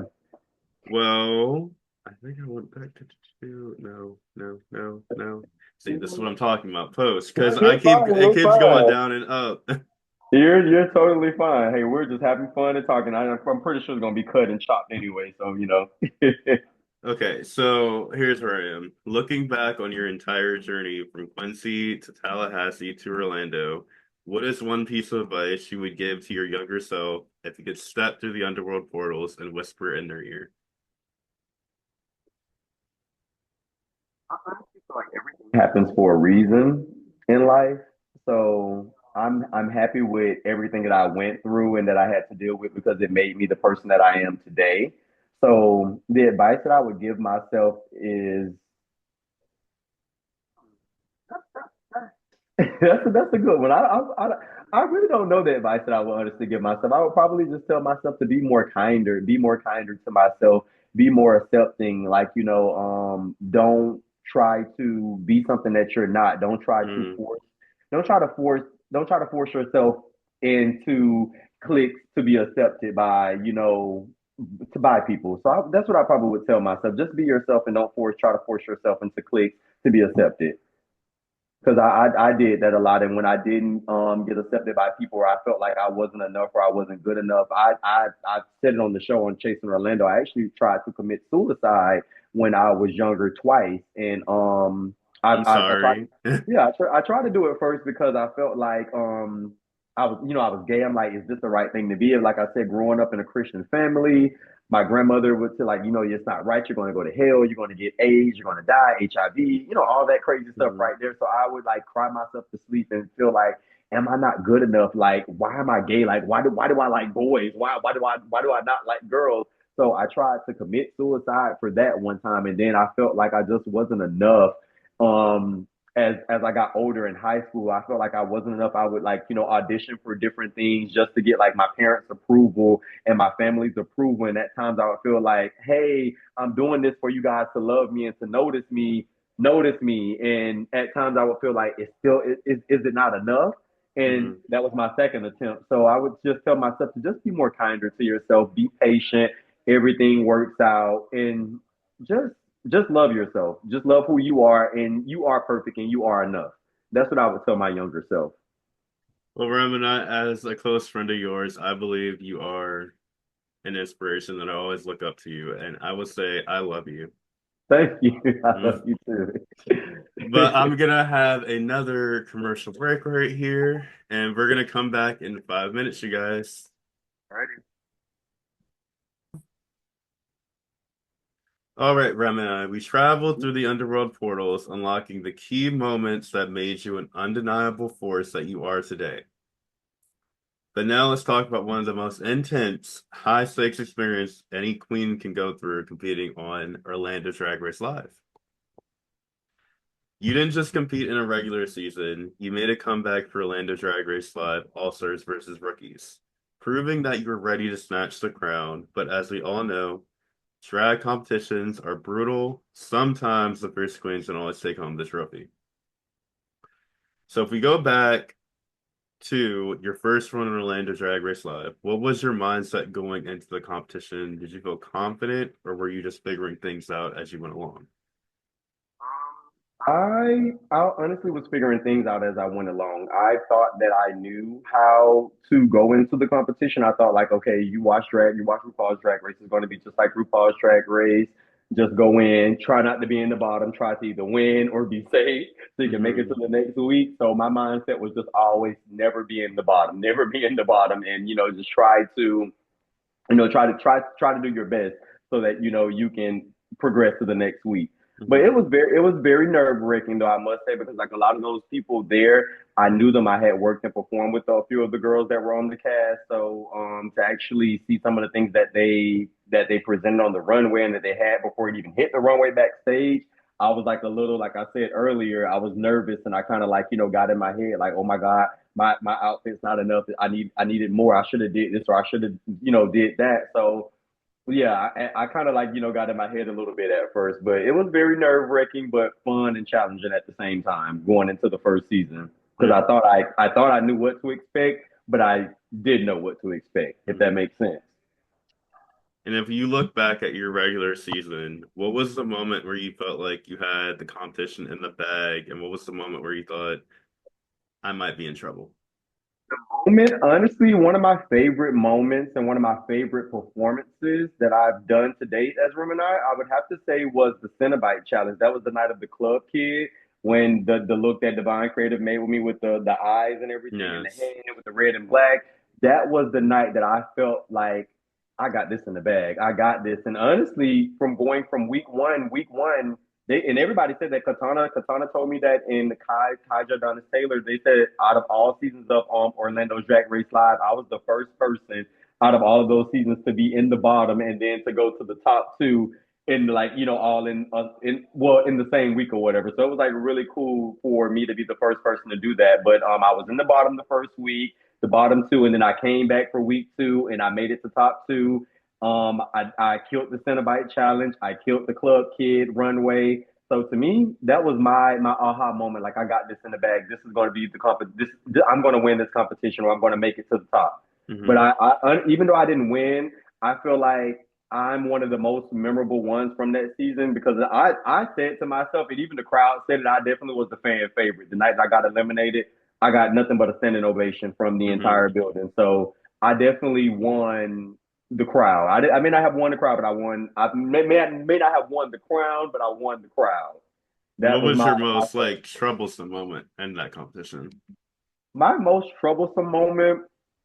How many? What's my most troublesome moment to me? I would have to say was the first week actually, because I thought that we had to play by. So I didn't know that we could like step out of the box and like do different things. I thought we had to like stick to the itinerary, what was presented to us. You only can do IKEA bag. I didn't know that we could think outside of the box and actually like play around with the IKEA bags. And if we wanted to like color them or like change the colors or add things to them, I didn't know Hmm. that we could do that. And also for I think it was the runway or something like that. It was like the Animal Kingdom runway.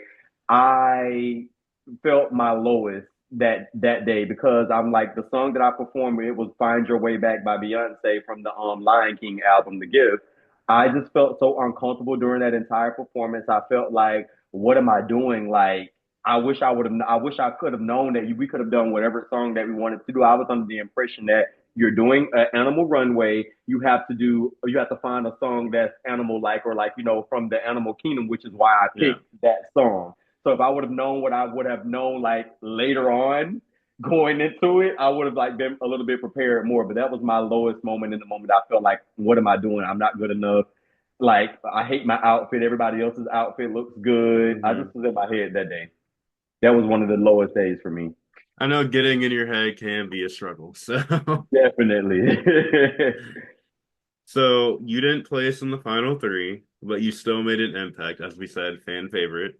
Yeah. What do you think held you back from making it to the top? Was there a specific challenge or moment that sealed your fate? Well, no, well, nobody actually won that season. Yeah.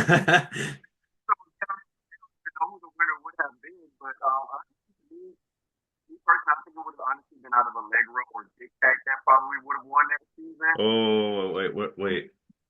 Say that again because I think we're having a mic problem. That's another reason for post.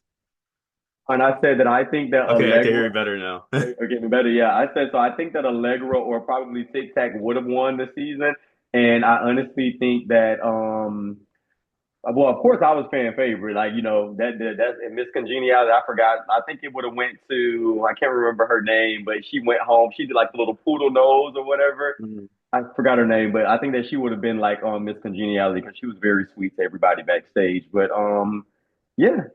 Oh, what was the question? Am I even answering the question properly? What did you ask No, me? so what do you think held you back from making it to Oh, the okay, top? okay.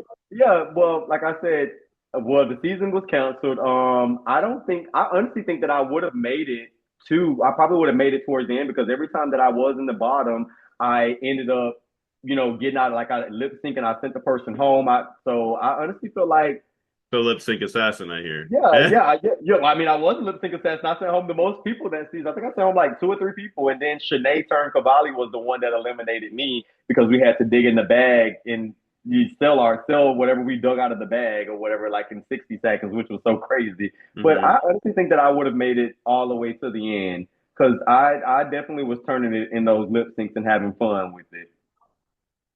Yeah. So fast forward, you get the call for Orlando Drag Race Live, All Stars versus Rookies. What was your first reaction, and were you eager to prove yourself, or did you hesitate to say yes? Um, I didn't hesitate to say yes. When Katana actually called me, I remember this day like it was yesterday. I was at work and it was so funny. She's like, "Do you have a moment? I need to talk to you. Can you step outside?" I was like, "Yeah, sure. I'm not doing anything. I'm free." So she was like, "I would love to have you back for Orlando's Drag Race Live All Stars versus Rookies."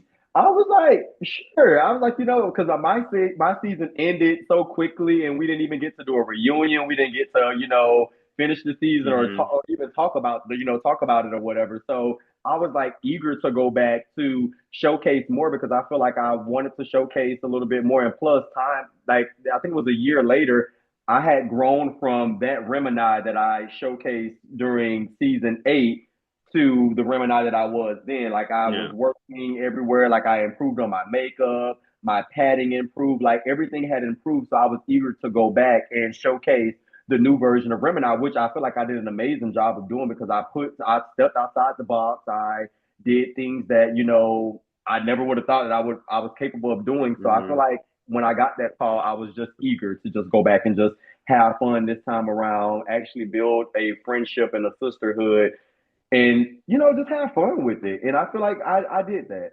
I did that. I saw you in the competition. I was like, I know, like you were my top four, but the first time I saw you like announced, I will tell you that.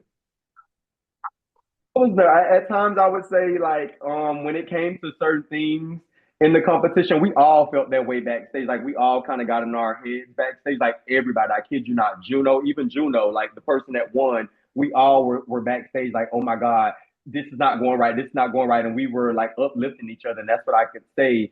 My all-star season, my second time going back, it felt more like real. Like we encouraged each other. We didn't do that Yeah. my season. Like everybody wasn't backstage saying, "Girl, you got this. You got this. Go out there and kill it. Have fun. I love you, sister." Like we would give each other hugs and so shit. Like me and Dynasty even prayed together before we went out one time on the stage. Like it's just like the Hmm. little things that I feel like I got to experience this time around meant the world to me. So that's why I said winning the crown doesn't always mean anything to me. Like I'm not. Hmm.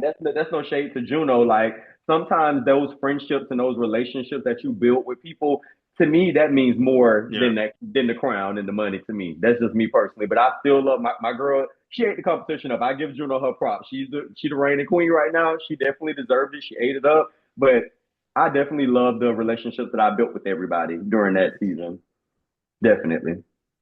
Well, how did your approach change in All Stars versus Rookies compared to your original season? Did you come in with a new strategy, or did you just trust in your talent and go with the flow?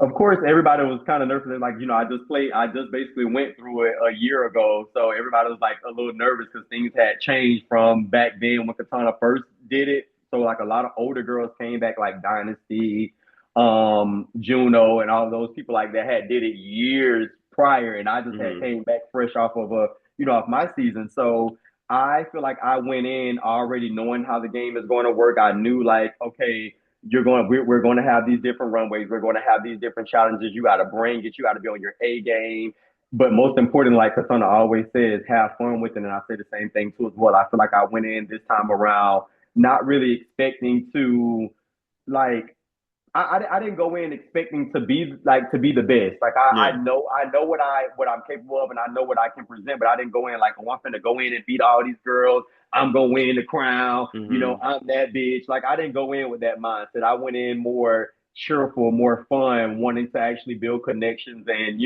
learn from each other. And that I feel like that's what was different for me this time around versus my first time around. It's always like different, and I see like girls that do that on regular All Stars on Drag Race as well. But I think one thing that I liked about you is you never let anything stop you from what I saw in All Stars versus Rookies. You just kept paving along the road. Yeah, the first, well, I think it was the first night. I would have been in the top, but I was so nervous. And even Roxy Andrews wrote on my Roxy and a couple of the other judges. They was like, "Why don't you have on nails?" I was backstage taking off the long nails that I had on from like my ghetto '90s look with all the earrings on me, the jean earrings and everything like that. So I took those nails off because we had to do. I can't remember what was the thing, but I know I did Megara from Hercules. I Hmm. did. I won't say I'm in love as my talent portion, or I can't remember whatever the it was for that night. But I was trying to put on like the nails that I got specifically made for that costume. They would not stick to my fingers for nothing in the world, and I was backstage panicking. and shaking. So by the time they called my name, they was like, Remini, we need you up in the queue next because you're the next person to perform. I have no nails on my fingers. And I know that I was going to get clocked for that and read for that. And I got points deducted away from me because if you go back and watch the video of me walking out, I'm like shaking really bad. You can see the flower in my hand, just like trembling because I'm like, I know that they're going to read me for not having nails on. I know that they're going to read me for this. And I got points deducted for it. I got a lot of points deducted for not having on nails See, that night. that's also another reason why I'm worried about ODRL is because Remini, you know me. I'm not sort of Yeah. like a queen or because I do gender fluid artistry with my art. So I'm Yeah. not the sort of person that does like nails or any of that. But that's the thing though. Addie went through a lot of that too as well. And we actually were mad. Like all the contestants were upset. We had like a little conversation with Katana about that because they critiqued Addie. They told Addie that they don't want to see her. I can't remember what it was. I think Addie would have like her titties out or something like that. You know, Addie just she's out there. That's my girl. Like Yeah. she's outside of the box. Like she's her own entertainer. She's her own performer. So a lot of the judges that came there, they would say like, things to Addie that would get in her head and that would bother her, which we all told Katana backstage that we didn't like. That we feel like we need a more diverse set judges, a panel like a more diverse panel of judges because we don't only just need older queens that don't understand like some girls not on pad, some No. girls some girls don't want to wear, some girls may wear nails, some girls may not wear nails. Like there's so drag has progressed, but we can't have older queens on the panel that wants you to wear nails. You can't do this type of music. They want you to be a Hmm. pageant girl. They want you to be poised and grateful and graceful and stuff. Everybody's not like that. Yeah. And I feel like she got chewed out about that a lot as well during our season. Like, so I can understand where you're coming from, like when you say gender fluid, because a lot of people are like that. We have a lot of entertainers like that in Orlando now, and I feel like they get overlooked and they're not appreciated the way that they should be appreciated. Hmm. So yeah, I I definitely think don't one like that. thing that's why I look up to one of my favorite queens from this recent season is Ariete because she sometimes wears nails, but sometimes she doesn't. But her look, she said, is more alternative, but she's more of like, I'm a gender fluid artist. And Michelle is like, one thing that I hated, and I'll say it again, you can't paint your nails. Nose like, shh. You seen how she paints her nose, right? Yeah, yeah, yeah. Michelle does that all the time. It's really weird to me because my boyfriend really like it. He loves Area 82 as well, and he loves Lucky Stars. Those were his top two of the season that he cared for. But I honestly hate sometimes some of the critiques that Michelle would give to people because I loved her Mona Lisa. She was very funny in the confessionals and everything like that. But you're critiquing Ariete, her signature makeup, her signature paint, but you're not critiquing someone that's over here wearing the same silhouette every season down, over every episode. They're wearing the same silhouette, a gown, but it's just different colors. Or it may be That's how I strapless, felt or it may with be sleeveless. when it came to Susie, because she was like, Mm-hmm. see, some of you Yeah, girls should take like direction but from but but Susie. I I'm like, yeah, and I hate when they do. I hate when people do that because that's why I said it's like you're comparing my drag to someone else's drag, and that can honestly affect a lot of people because I was that hmm way. Like I said earlier, I was affected because people would say, "Oh, you don't dance how your mother Marcy dances." Well, I'm not a dancer. I don't know how to do splits. I'm not that type of girl.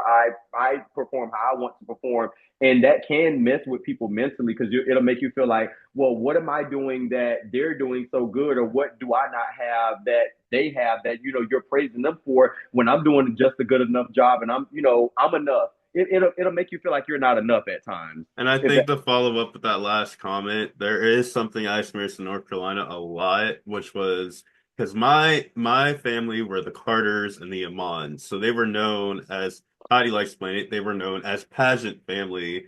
So when they see, because I'm the only one that's ever done it. And that's why when Serenity adopted me, she's like, I loved how you went from glam and all of like you wanted to do pageants, but I never saw you as that kind of girl. And it's not until I met Kendall that I was like, this is my art. I want to be a gender fluid party, but I also want to be versatile, kind of like Demon. That's why it's gender fluid artistry with like, I'm an alternative girl, but I can still fit into doing drag king stuff, doing glam, doing pageantry, doing alternative, doing all Right? kinds of art. Yeah. Definitely. You honestly give because that's what Lucky Star said this year too as well. And I feel like she was so overlooked, and I feel like she should not have went home as early as she should, as early as she did. To me, I think that she had so much to show. She was so different from everybody there.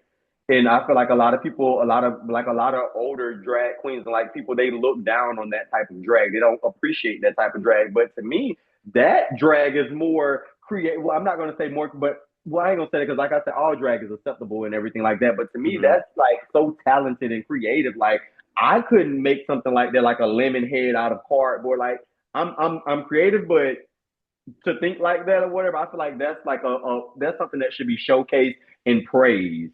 That's just me personally. I love to see that type of drag and like people do stuff like that because it's like, damn, your mind. What made you think about this? What made you create this? Like, what was going through your head that influenced this? You know, inspired this.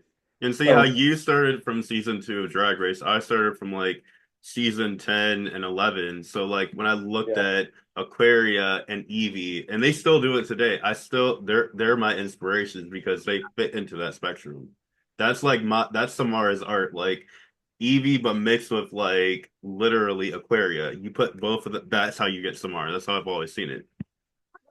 yeah, I definitely get it. That's why I always tell people too as well, like the younger generation and people that they stumbled across Drag Race when Drag Race went mainstream. I feel like I'm grateful and lucky and blessed that I actually got to watch it during its golden seasons when I Hmm. stumbled across it like back in 2010 when it first like started when it first aired and everything like that. Like I watched it from and when I watched season two, I went and found season one online and I watched that. And then I just, from there on, I had been watching every other season as it was Yeah. airing up until now. Like, that's why I always tell people, like, if the girls from back in the day were like now, like the fandom really would have drugged those girls back in the day because they didn't give a damn what they said. They attacked each other and untook. That's just how Yeah. drag queens are. Like like you're going to be catty. You're going to have like your arguments and stuff like that. But it's still a sisterhood at the end of the day. But now the drag race fandom makes it like, oh, it's a black thing or it's a white thing or it's always a race thing or just like if you're going against somebody's favorite, they're going to send death threats and hate mail. I hate that. That's the only thing that I'm nervous about. Well, I was nervous about, like you asked me earlier, like what did I get from doing Chasing Orlando? Those are one of the things that I say that I can appreciate that it prepared me for because there Hmm. were a lot of nasty comments in the comment section about some of the things that I may have did or people may not like the way that I did my makeup or they may not like the way that how I had myself. There was a lot of negative things, but there also was a lot of good things. So Yeah. that's why I said it prepares you for the good and the bad. I think one Definitely. last thing I will say before I move on to the next question for you is what I like definitely see. I see this new generation like coming out, and it's not. I see it a lot with like Orlando, and they're still coming around. It's still moving in the direction we want it to, but it's still taking the time. I don't know if you've seen that personally, but I've seen that. So Like I said, I've seen it. Like that's why I explained earlier when we talked about it. Like there are so many new opportunities now. Like Katana's bringing back the Hunger Games. You got the open stage, which is happening probably right now at Savoy, for ice cream Sundays and everything hmm. like that. Like we have so many things that are coming back now that are giving people platforms, and I feel like the people that were overlooked and they didn't really get a chance to perform because they're not in cliques or they may not be in a family or like a well-known family and stuff like that. I feel like now it's giving everybody that opportunity to showcase their talents that didn't Yeah. get a chance to do it during the time when we had Twisted Tuesdays and all of the other little open competitions. And we don't really have that many clubs here in Orlando. We only have Savoy and Southern Nights. So Yeah. there's only two places that you can perform at, unless you're, at little brunch pop-up gigs and stuff here and there. But there's only two clubs to perform at in all of Orlando, which are Savoy and Southern. Hmm. Sadly, I hate it, but that's just the way that it is. Well, let's take it to the next question. Um, okay, so a lot of queens have leave a competition feeling like she got a storyline rather than the full picture. Another thing what we're talking about. Do you think your time on either season truly represented you, or do you feel like there were parts of your dragon personality that didn't get the spotlight that you deserved? Jason Orlando. No, this is Orlando Drag Race, so What was the question one more time? I'm sorry. I thought you were speaking of Chasing Orlando. I'll let you know when we go to Chasing Orlando. We're still on Orlando Drag Race Live, Okay. but Okay. the question is, a lot of queens leave a competition feeling they got a storyline rather than the full picture of who they really are. Do you think your time on either season truly represented you, or do you feel like there were parts of your drag and personality that didn't get the spotlight that you deserved? Like I got the spotlight that I deserve actually on both seasons. I feel like on season 8 and on All Stars versus Rookie, I feel like I got the spotlight and the flowers that I deserve because I presented what I knew how to present, and I actually experimented and did some different things that you may not have never seen from me before. Hmm. So I feel like I got the flowers that I definitely deserved, and I feel like everything that I wanted to showcase was showcased. People got to see me do, step outside the box and try some different characters and do some different runways, things that you would never would get from Remini unexpectedly. So I would say everything that I wanted to be seen and showcased, it definitely was seen and showcased and appreciated during both seasons of Chasing, well, not Chasing, I don't know, I keep saying Chasing, of ODRL. Yeah. And to follow that up, not every queen needs a title to be that girl, like you said before. Since your time on ODRL, what's the biggest success you've had that proves you didn't need a crown to solidify your legacy? Well, to me, honestly, I feel like out of everybody, and I love this no shade to any of my sisters or whatever, I feel like I out of both seasons, I'm probably one of the most booked and most working one out of all of the girls from season 8 and from All Stars versus Rookie. Like I'm always working. I'm always, at an event or at a party or something like that.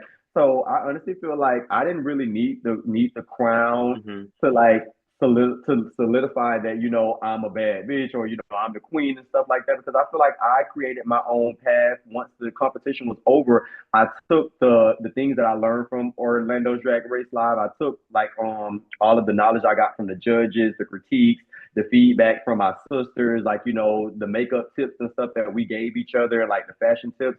I feel like I took all of that and I ran with it and I created my own lane and I just became a powerhouse after like the competition ended in my personal opinion because I'm like I said I'm everywhere I'm working and that's what you want from the competition. You want to be discovered by these different venues and these different clubs and these different promoters or whatever because they want to see what you're able to do so that they can book you to come and host these gigs and to Hmm. work at their venue. So I feel like I won by showcasing all that I had to showcase during the competition and it translated to me being out here at the different gigs and venues.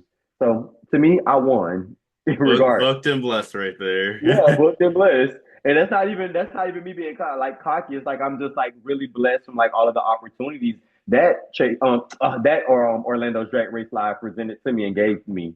Hmm. Definitely. So, Remina, we've journeyed through early days, your first performances, and your unforgettable stunts on Orlando Drag Race Live. But your story doesn't stop there. After leaving an indelible mark on the drag stage, you took your charisma, uniqueness, nerve, and talent to a broader platform, and this is where we get into Chasing Orlando. Transitioning from a competition-based show like ODRL to a reality series focusing on your personal and professional life to a significant shift. What motivated you to join the cast of Chasing Orlando and share your personal journey with the audience?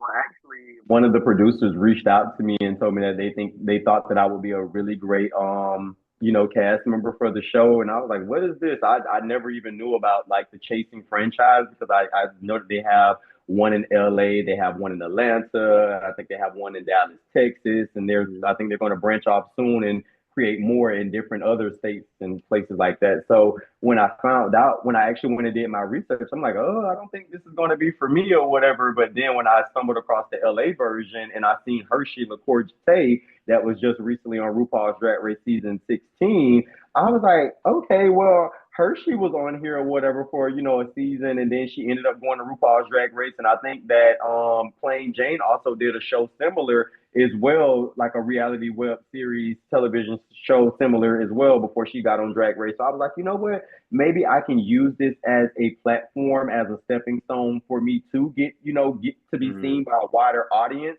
So I feel like I was when I got like the call or whatever to say that, hey, we want you to be on the first season of Chasing Orlando. I was like, sure, I'm ready for it. I'm excited for it.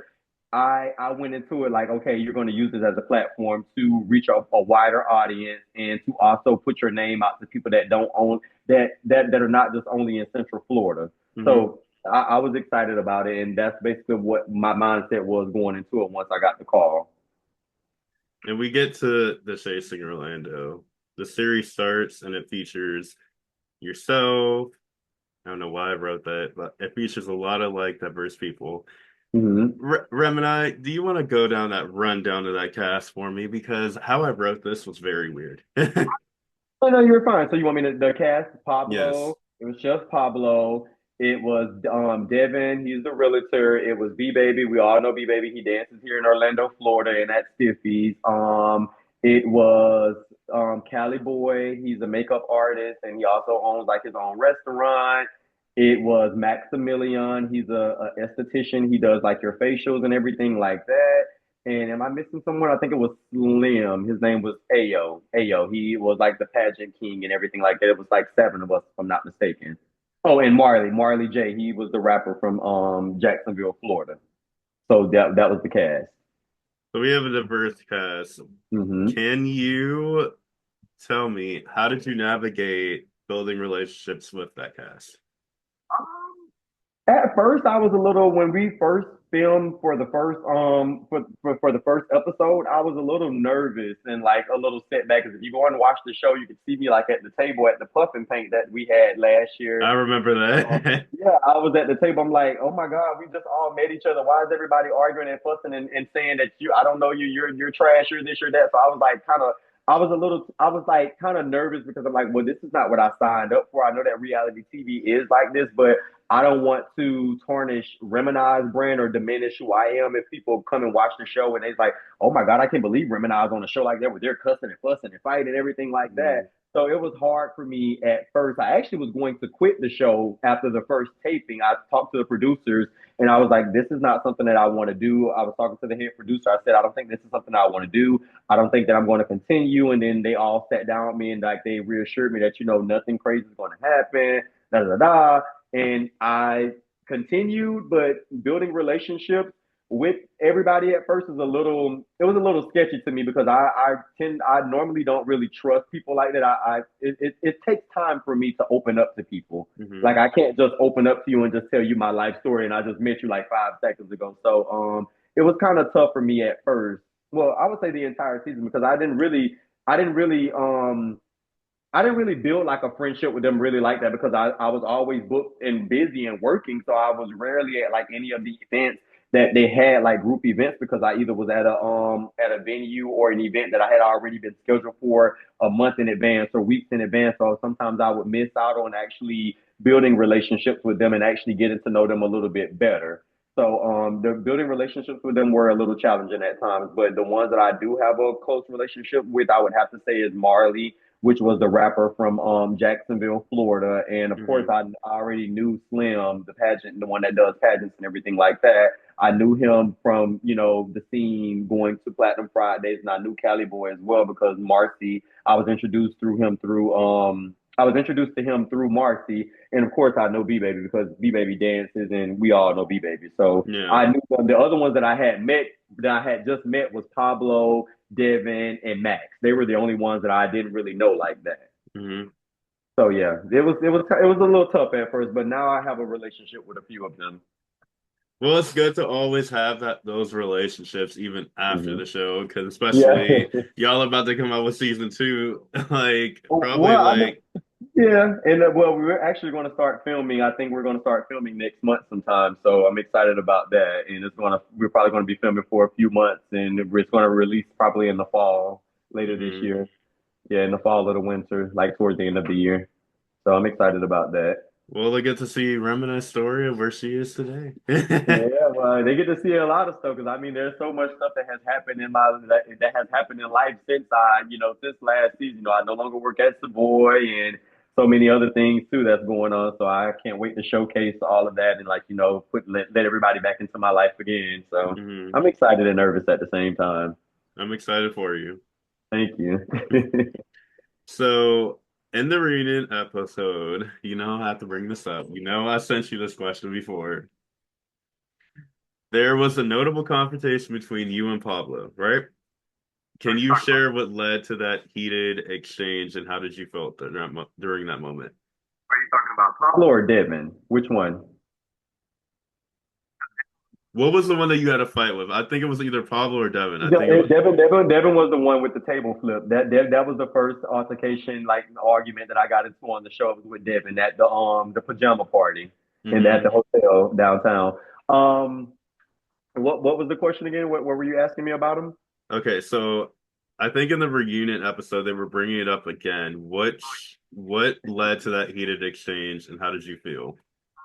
What led to that? Well, actually, honestly, going back and looking at it and everything like that, like I always said, it was Pablo that really started that because he said that I went down. I didn't because that night I actually had to go to Savoy to perform. So I went to Savoy and I performed and I came right back.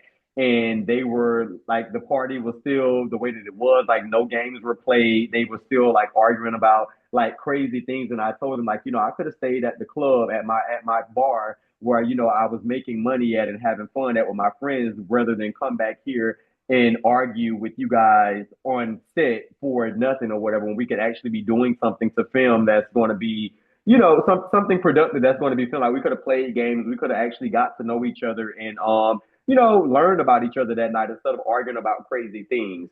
So I was a little upset about that and the argument stemmed from it because he called my boyfriend out of his name. He called him a colonizer, and he said some racist things, and also said that he threatened my workplace and everything like that. So the argument just went from there because I didn't like I didn't like my partner being disrespected, Mhm. and I didn't like them disrespecting my profession too as well. Nobody So does. yeah, that's everything that transpired and made that argument blow up the way that it blew up.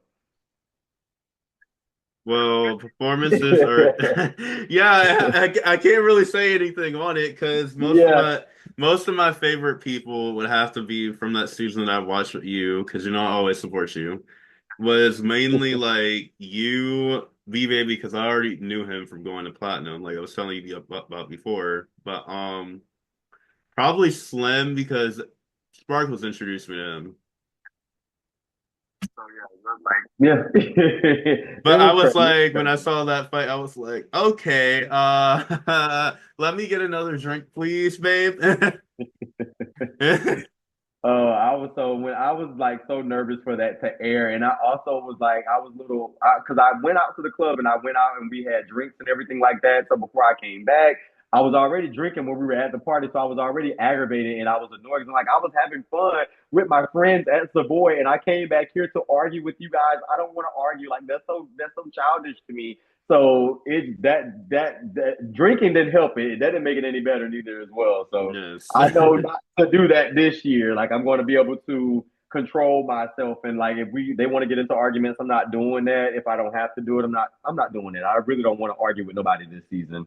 Honestly, I want to build relationships and actually build bonds with these people. Well, at least if you ever go on Drag Race, you're prepared for Untucked when they get that wild. Yeah. I'm definitely prepared for untuck. So performances are a significant aspect of your career. How did you select the pieces you showcase on the show? I'm sorry. How did you select the pieces you chose on the show? Like when you were performing, at the bars? I think there were certain parts where you were performing at the bars.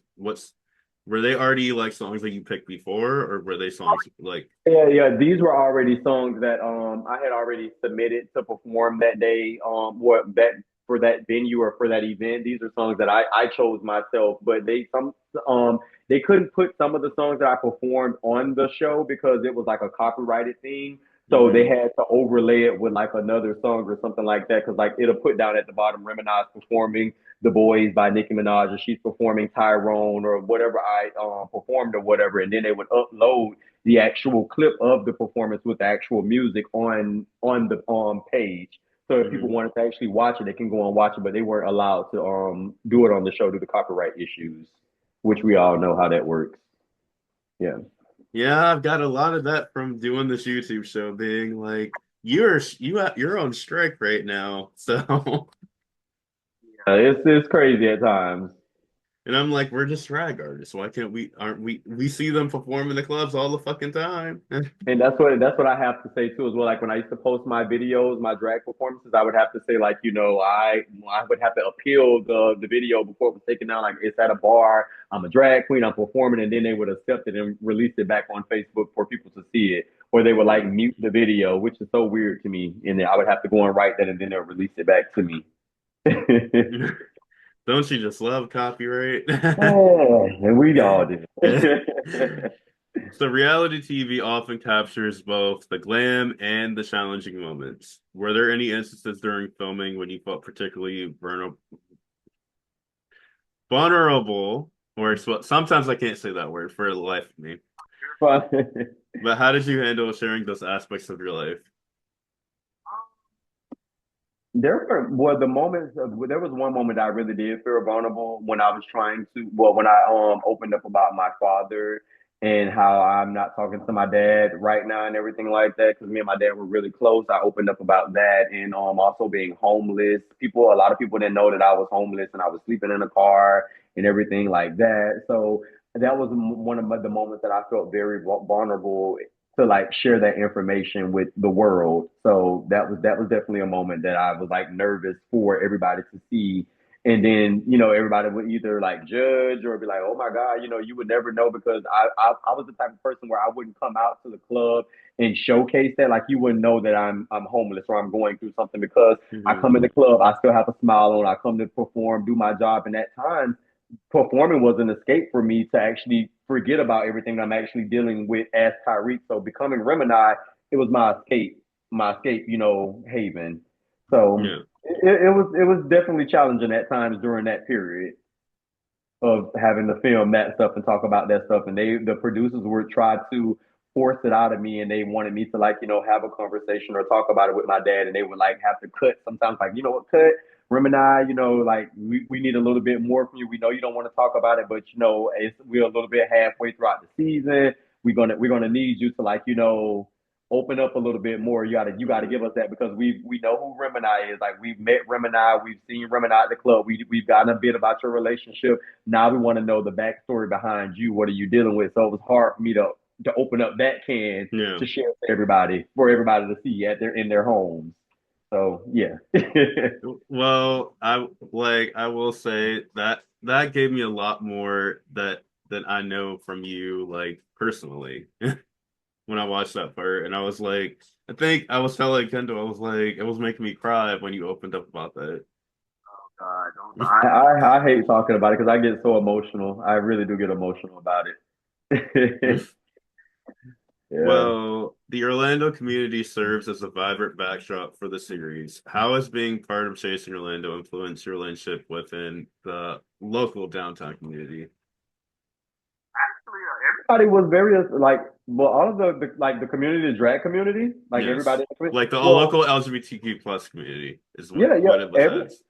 Yeah, everybody actually was they were happy for me. Like Car, like when I went to the clubs and stuff like that, Tree Hugger would say, "Oh, Reminize and Katana and Car." They were like, she's a star now. She's starring in a reality web television series, and everybody watched it. Like a lot of my friends watched it or whatever, and they would like text me like, "Oh my God, girl, I can't believe this happened," or "I can't believe she said that," or "I can't believe you did this." Like, or they would say like take screenshots of my faces because I made like a lot of faces and like memes. People meme me throughout the entire season Yeah. from like all of the different faces and things that I said. So it was very like I feel like the community they accepted it. The only thing I didn't like about it was because, of course, it's the first season. It was a pilot season or whatever, and everything's going to be better this season. Like the camera hmm quality is going to be better, the sound is going to be better. Like everything's going to be so much better than it was the first season. So I just like a little nervous because I was like, I don't want everybody to be like, oh my God, Remini's on that on a show like that or whatever. Like I told you, I didn't want it to diminish my brand and who I hmm am as a performer and what I have like created here, created the name for myself. I didn't want people to be like, oh my gosh, she's on a ratchet television show, like she's fighting and cursing and doing all of that crazy stuff, and then that tarnishes my brand and stops me from getting bookings and being accepted at different venues. So Yeah. I was a little bit nervous about that, but I really got like a lot of love and acceptance from the community. Everybody watched it and gave me feedback. Angelica, Tashay, like so many people gave me like a lot of great feedback from it, and That's told me good. that they were That's proud good of to me. see too. Yeah. So I was proud about that. I was very proud about that. So I'm gonna skip this one because we already did this one earlier. Okay. It's about the viewers and the fans. Okay. Okay. Okay. So reflecting on your entire journey from your early days in drag to your time on Chasing Orlando, what's the significant lesson you've learned about yourself, and how do you plan to carry that forward in your career? A lesson that I learned about myself from doing Chasing Orlando, I definitely would have to say, I learned to control because now I'm actually going to therapy now, so I actually learned to control my anger because I do have anger issues at times. A lot of people don't really know that about me, but I do have anger issues, I and I would have never overthink. known that Yeah, either. and I overthink or whatever. So like if some but the only time I have that problem is like if I feel like someone is attacking me or they're trying to like diminish me or like try to belittle me or whatever, that's when I get very angry and I feel like I have to be defensive and be on attack mode. So I feel like what I learned from doing the show was to everything doesn't deserve a reaction. Like Yeah, some things I can just like like Jinx Monsoon said, water off a duck's back. I can just like let it just roll off my back and not entertain everything because some yeah, people are there. Some people they're going to say things and do things to get a reaction out of you because they want that negativity. And I feel like I learned to control that and know I learned what to give my energy to and what not to give my energy to from doing this show. So going back for season two, I'm definitely going to be prepared with how to handle things better, like I said earlier, and how to like actually just move differently with the cast members if we have newer cast members. Just how to just maneuver through the through everything. yeah. That makes sense. Yeah, It takes time. yeah. Like I know that's why I'm glad I get therapy now. So shout out to our therapist. Definitely, and I tell everybody that like their mental health is a real thing. Like I honestly feel like we all should like try to talk to someone or like to find a creative outlet or a way to express our feelings and get our emotions out and don't like bottle them in and hold them in hmm because it can affect you like mentally. It really Yeah. can. It can really affect your health as well. So definitely. Well, Orlando obviously loves you, and let's be real. They love hanging out and turning up with you like I do over here. So I thought, why not have a little fun? We're gonna play a game that's a twist on the classic Fuck, Marry, Kill. You remember that game, right? But we're gonna keep it in the drag terminology. So welcome Okay. to Chill, Thrill, or Exile. So basically, here's how it works. I'm gonna Okay. give you the names of some Orlando's fiercest drag personalities, and you have to decide one. So let me go through. Chill means if they're the kind of queen you love to hang out with, vibe with, and kiki over cocktails and shade. Thrill meaning they're bringing that energy, that spice, the chemistry. You're giving them a little something extra. Basically, fuck, if you get what that one means. Exile meaning, girl, it's a no for you. Maybe it's too much drama, too much competition, or you just don't see it happening. So you remember chill, thrill, and exile. Wow. Okay. You ready to play? Let's play. Okay, so I Let's play. have the first list is Mystery, Hugga, Katana Gemini, and Axel Andrews. Oh, Axel, definitely. Which one is the one with the thrill? The yeah, Yeah, it is Thrill. Thrill was the sex one, basically.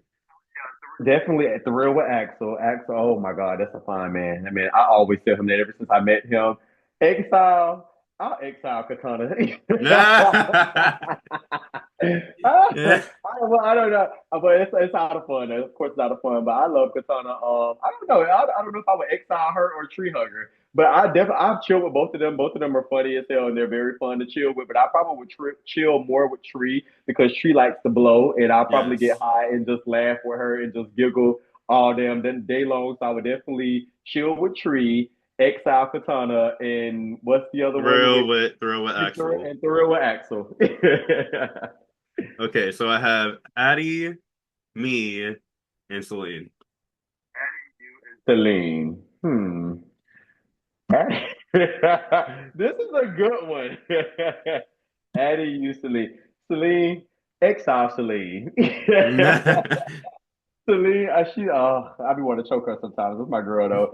Exile Celine. I probably would. Hmm.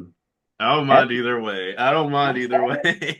Addie looks like she's a freaky bitch. Addie like she would be into some freaky shit that I probably wouldn't be into or whatever. Cause so I don't know what Addie, cause she might be like, oh Remini, let's do this, let's do it. Oh hell no. So I probably would chill. I'll probably chill with Addie and probably thrill with you. I'm here for that. Okay, so I have Karma, Rose, Vivica, Vendetta, and E. Oh, Vivica. Who was the other one? It's between E and Karma Rose. Karma Rose like that. So I will, yes, I don't know Karma Rose like that, but I mean, I would, so Like I no, would, like the Karma we hung out with. You know the one I'm talking about. Orlando Drag Race Live for the upcoming season Yeah, with the purple dress on, right? yeah. I don't think we've ever like really. I hung out with her. I don't I think I've don't hung think out with her. so. Yeah, I Okay, don't think so I let- hung so out let with me her. change it this way. There's another queen I'm thinking of. I'm gonna cut this part out definitely. I feel bad.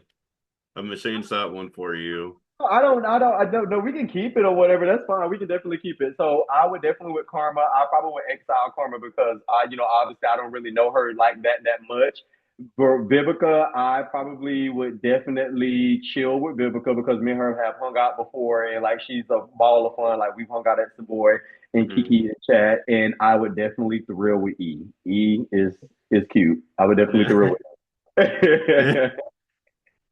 Okay, so I have Beatrix Oddity, Black Magic Royale, and Carbon. Real with big tricks. I know why. I definitely with the real with bitches. That's a fine man. Black Magic, I would definitely. Oh, this is a hard one because I love Carbon and I love Black Magic both. Like I don't think I can exile either one of them really. I would like chill with the both of them, but if I had to choose one, I probably would exile Carbon and probably chill with Black Magic. But I love the both of them really. I wouldn't exile none of them. Yeah. I was trying to think of who you mostly hang out with, so that's why I was like, let me Yeah, come up with of course. names. No, of course. All right, Remini, you survived the game, but let's spill. Was there anyone that was a tough choice for you, and did you almost exile someone but decided to be nice? Exile, it was out of fun, just for jokey joke, like Yes. platonic stuff like that. So everybody that I exiled, definitely, it was for fun.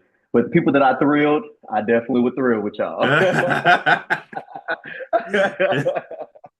Well, Remini, you are fierce, you are gorgeous, and you are beautiful, but above all, you're an incredible friend to me. I love you. Love you too as well. And I'm so proud. I want to tell you, I'm proud of you. I saw your photo shoot that you just recently had. I live for it. Like I'm proud of everything that you're doing. So continue to keep it up and grow as an entertainer. Like that's all I can say. Like I'm just really proud of you. Thank you. From where you came to now. Proud. I'm Very proud. trying. Most of the times I keep forgetting. Most of the times I keep forgetting when to do my face. They're like, "You don't like blush on your forehead, neither do you like it here." Because Celine told me to start using liquid blush because me, Tree, and Celine's skin eats up the same way. Where it's like we have to put liquid blush here, and then put the orange and red, then another layer. Mine, I sweat really bad. So I'm trying to find like a technique right now. Like I've heard from different queens and stuff like that to use different setting sprays and like Jordan just told me like a couple weeks ago, she told me to use like hairspray and stuff like that. But I use it. I still sweat like really bad and sometimes like my makeup moves from under my eyes. So like I'm still trying to find like different newer techniques now because I feel like my skin has gotten really, really sweaty and oily over the years. But I don't know what like techniques to use or what products to use. So I've just been experimenting with different things. I think me, I use like mostly of like the one size or forget what that For me. for the like the MAC finish setting spray for me, but I tried that trick with like got to be it did not work. It did not work because like my face started because my face is so sensitive. It was like burn, burn. I'm like, okay, well, we're not doing drag tonight. Yeah, I've done the hair. I've done the got to be too as well. I've done regular hairspray. I did the one size. I mean I've tried it all. I've been doing drag for damn near 5 years. I've tried it all. From even my drag mom is giving me tips. I feel like I have to figure out like a probably a different powder technique or like a different way that I apply it, and maybe that'll help me out a little bit better. But I that's why I said we all learn and grow. I feel like every day everybody learns something different Yeah. in drag. Even the older queens, they're still learning things from us, like newer, like from the newer generation. So I will yeah, tell you what I got from Morphine after speaking with her because I just did my like pictures with her too. But Morphine told me she's like it's about finding out what makeup works for you, and some of those techniques that you see from the videos don't technically work for everyone. I learned that early on. When I say early, early on, I used to try and watch like when they used to do the video. I don't know if you remember or like the older seasons of RuPaul's Drag Race where they would if you get eliminated, they would do like a makeup tutorial Yes. of that girl. They don't even do that anymore. So I used to watch like Mayhem Miller. I remember like watching her when she got eliminated and seeing her tutorials. I used to try to paint my face how she did. The what works for her didn't work for my face. So that's why you have to learn your face and just figure out what works for you. And hey, that's all I can I say. think what I mostly like when I do my makeup now, it's mostly like morphine mixed with Jada Essence Oil mixed with what Celine taught me, and then I use it in my own Samara way, mixing all those techniques together, and then that's how you get your Samara face now. But I will say, I thank you so much for joining me today. But before I get into more of my thank yous, where can people follow you with all the drag that you're creating? Well, of course, you guys can follow me on Instagram at Gemini.King, Gemini.King, and I have Facebook. I have my boy page, which is Gemini King as well. And then I have Remini Mogul's Facebook page. I have, what is the thread? I think it's called Threads. You can It's follow me. Threads. Yeah, you can follow me on there too as well at Gemini King. And if you're freaky, you can follow me on Twitter too. I'll make sure to definitely tag them spooky Yeah, fans down in the description down below. yeah, and I have a Twitter too as well. You can find me on there at Gemini.King98 if I'm not mistaken. Well, thank you so much for joining me again. It was an absolute pleasure to kiki, spill the tea, and step through everything that is Remini Mogul. I really appreciate it. Thank you so much. This actually has been fun. I love just talking to people and actually just like telling the story because I know like a lot of people love to hear like your backstory and everything like that. So it has really been fun for me, and I really appreciate you for having me on Well, as a now when guest. it's posted, you get to take a look at it. I'll watch it. I'll put it on the TV and watch it and eat like some popcorn or something. Well, I had a good time, but to end out this interview, to all you spooky fans out there, thank you for turning into another episode of Unholy Encounters. Stay spooky, fans.